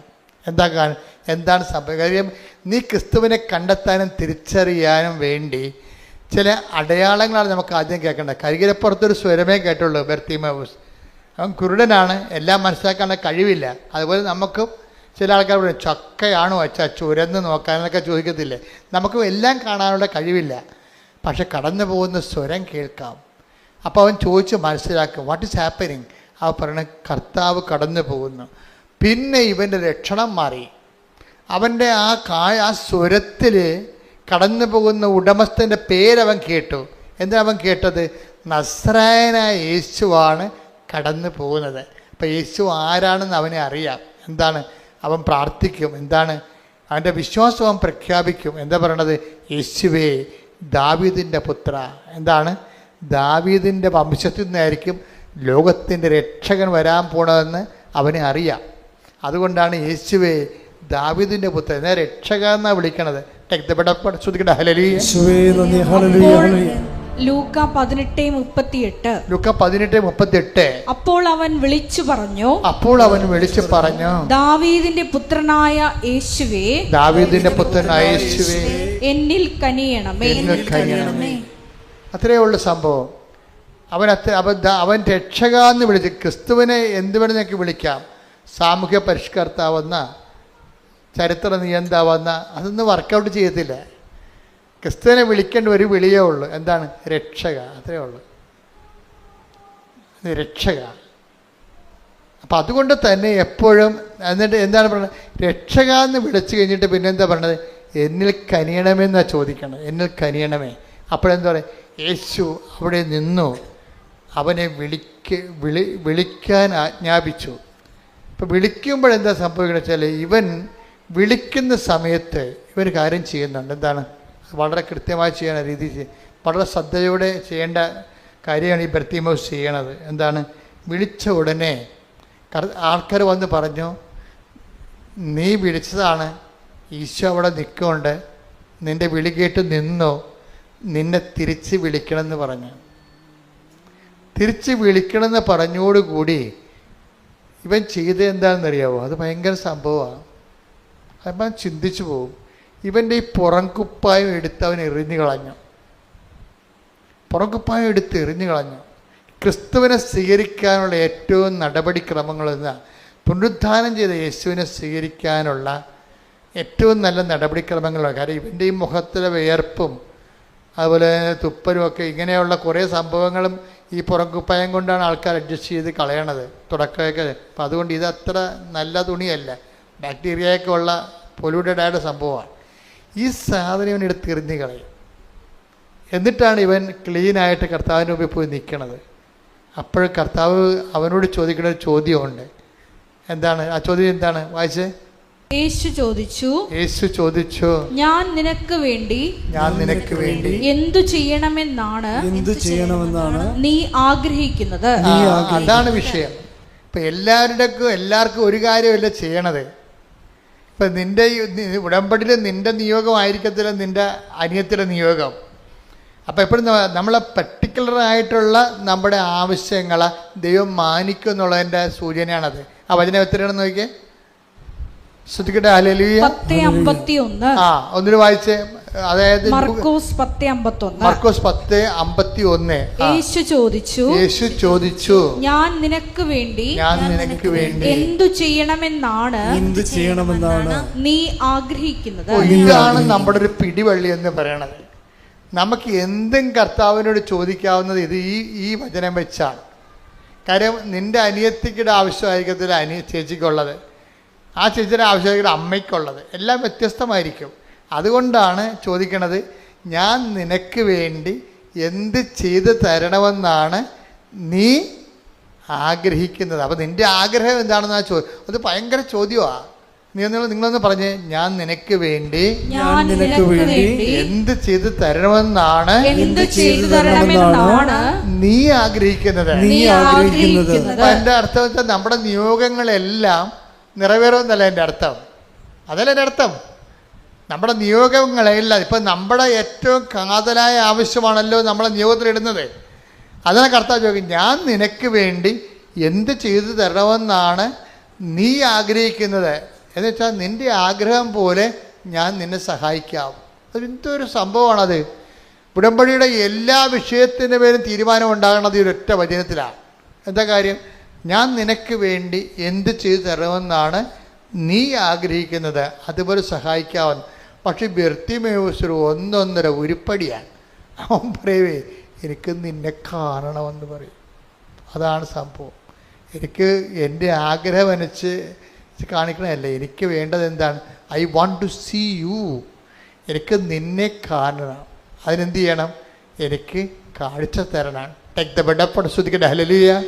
ലൂക്ക 18:41. ലൂക്ക 18:41. അവൻ അടുത്തു വന്നപ്പോൾ യേശു ചോദിച്ചു, ഞാൻ നിനക്ക് വേണ്ടി എന്ത് ചെയ്യണമെന്നാണ് നീ ആഗ്രഹിക്കുന്നത്? അവൻ പറഞ്ഞു, കർത്താവേ, എനിക്ക് കാഴ്ച വീണ്ടും കിട്ടണം. അപ്പം പണ്ടുണ്ടായിരുന്നതാണ്, പിന്നെ പോയി. ഇപ്പം എന്താവും പറയണത്? ബേസിക്കായിട്ട് അവൻ പറഞ്ഞത് എന്താണ്? എനിക്ക് എന്താഗ്രഹത്തേക്കാൾ വലുതാണ് I want to see you. എനിക്ക് കാഴ്ച കിട്ടിയിട്ട് ആദ്യം കാണാൻ പോണത് ആരെയാണ്? നിന്നെയല്ലേ. അതാണ് വിഷയം. അപ്പോൾ നിങ്ങളെ ഓരോ കാര്യം ഉടമ്പടി എഴുതിയിടുമ്പോഴും ആദ്യത്തെ നിയോഗം എന്തായിരിക്കണം? കർത്താവേ, എനിക്ക് നിന്നെ അറിയണം എന്ന് പറഞ്ഞ്, കർത്താവേ, എനിക്ക് നിന്നെ അറിയണം, എനിക്ക് നിന്നെ സ്നേഹിക്കണം, നിന്റെ സാക്ഷിയായി ജീവിക്കണം, എന്നെ അറിവിന്റെ അനുഭവ തലങ്ങളിലേക്ക് ഉയർത്തണമേ. Price the Lord. ഈ സാക്ഷിയായി ജീവിക്കാമെന്ന് പറഞ്ഞാൽ മാത്രമേ കാര്യം. ഇപ്പം നമ്മൾ 10:41 വായിച്ചില്ലേ? ആർക്കാണ് ദൈവത്തിൻ്റെ അടയാളം കിട്ടണത്? സാക്ഷികൾക്കാണ് കിട്ടണത്. നടപടി പുസ്തകം 10:41 വായിച്ചേ. അപ്പോസ്തല പ്രവർത്തനങ്ങൾ 10:41. എല്ലാവർക്കുമല്ല സാക്ഷികളായി ദൈവം മുൻകൂട്ടി തിരഞ്ഞെടുത്ത ഞങ്ങൾക്ക് മാത്രം. 10:40. എന്നാൽ ദൈവം അവനെ മൂന്നാം ദിവസം ഉയർപ്പിക്കുകയും പ്രത്യക്ഷനാക്കുകയും ചെയ്തു. എല്ലാവർക്കുമല്ല സാക്ഷികളായി ദൈവം മുൻകൂട്ടി തിരഞ്ഞെടുത്ത ഞങ്ങൾക്ക് മാത്രം. അപ്പോൾ ദൈവം ഈ പ്രത്യക്ഷനാക്കുന്നതും അടയാളങ്ങൾ നമുക്ക് നൽകുന്നതും ബേസിക്കായിട്ട് ആർക്കാണ്? സാധാരണ വിശ്വാസികൾക്കല്ല. പിന്നെന്താണ്? സാക്ഷികൾക്കാണ്. അതാണ് എൻ്റെ വിഷയം വരുന്നത്. അതുകൊണ്ട് തന്നെ ഉടമ്പടിയിൽ നിങ്ങൾ ഇപ്പോൾ പത്രം കൊണ്ടേ കൊടുക്കുകയാണ്. നിങ്ങൾ സുവിശേഷത്തിൻ്റെ സാക്ഷിയാകുകയാണ്.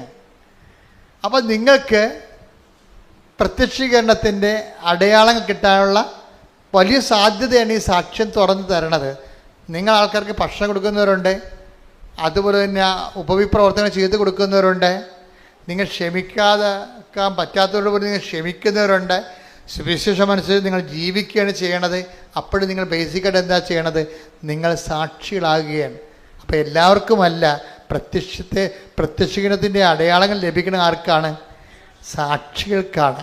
അതുകൊണ്ട് എന്താണ് കർത്താവ് പറയുന്നത്? ഇവയ്ക്ക് നിങ്ങളാണല്ലോ സാക്ഷികൾ. Take the bed of God. ശ്രുതിക്കട്ടെ. ഹല്ലേലൂയ, ഹല്ലേലൂയ, ഹല്ലേലൂയ, ഹല്ലേലൂയ, ഹല്ലേലൂയ. യേശുവേ നന്ദി. ഹല്ലേലൂയ, ഹല്ലേലൂയ, ഹല്ലേലൂയ. യേശുവേ ആരാധന, ആരാധന, ആരാധന. യേശുവേ നന്ദി. മഹത്വം, മഹത്വം, മഹത്വം, മഹത്വം. Hallelujah, hallelujah.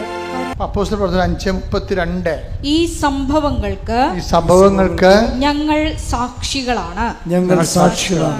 തന്നെ അനുസരിക്കുന്നവർക്ക് ദൈവം പ്രദാനം ചെയ്യുന്ന പരിശുദ്ധാത്മാവ് ഇതിന് സാക്ഷിയാണ്. അപ്പോൾ ഈ നമ്മുടെ സ്റ്റാറ്റസ് എന്ന് പറഞ്ഞാൽ എന്താണ്? ഒരു ഫെയ്ത്ത്ഫുൾ എന്ന് പറഞ്ഞ സ്റ്റാറ്റസ് ഇല്ല ശരിക്കും പറഞ്ഞാൽ. അത് വളരെ ലീസ്റ്റ് ആയിട്ടുള്ള സ്റ്റാറ്റസാണ്, ഏറ്റവും കുറഞ്ഞ. ഒരു വിശ്വാസി എന്ന് പറയണത് ഒരു ഏറ്റവും വില കുറഞ്ഞ സ്റ്റാറ്റസാണ്. ബൈബിളിൽ അതിന് വലിയ ഈ ഓടയമ്പ ചെമ്പ പിച്ച അലൂമിനിയം എന്ന് പറഞ്ഞാൽ പഴയ അലൂമിനിയത്തിൻ്റെയൊക്കെ പഴയ പൊട്ടി അലൂമിനിയം കൊടുത്തിട്ട് പണ്ട് ഞാൻ ചെറുപ്പത്തിൽ പാല് മിഠായി മേടിക്കുമായിരുന്നു. അതുപോലെ വക്ക് അലൂമിനിയത്തെ വരെ വിശ്വാസിക്കുള്ളൂ, ഒന്നും ചെയ്യാനില്ല.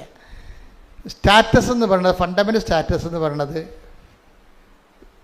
സാക്ഷിയാണ്. ശരിക്കും ഇവയ്ക്ക് നിങ്ങളാണല്ലോ സാക്ഷികൾ.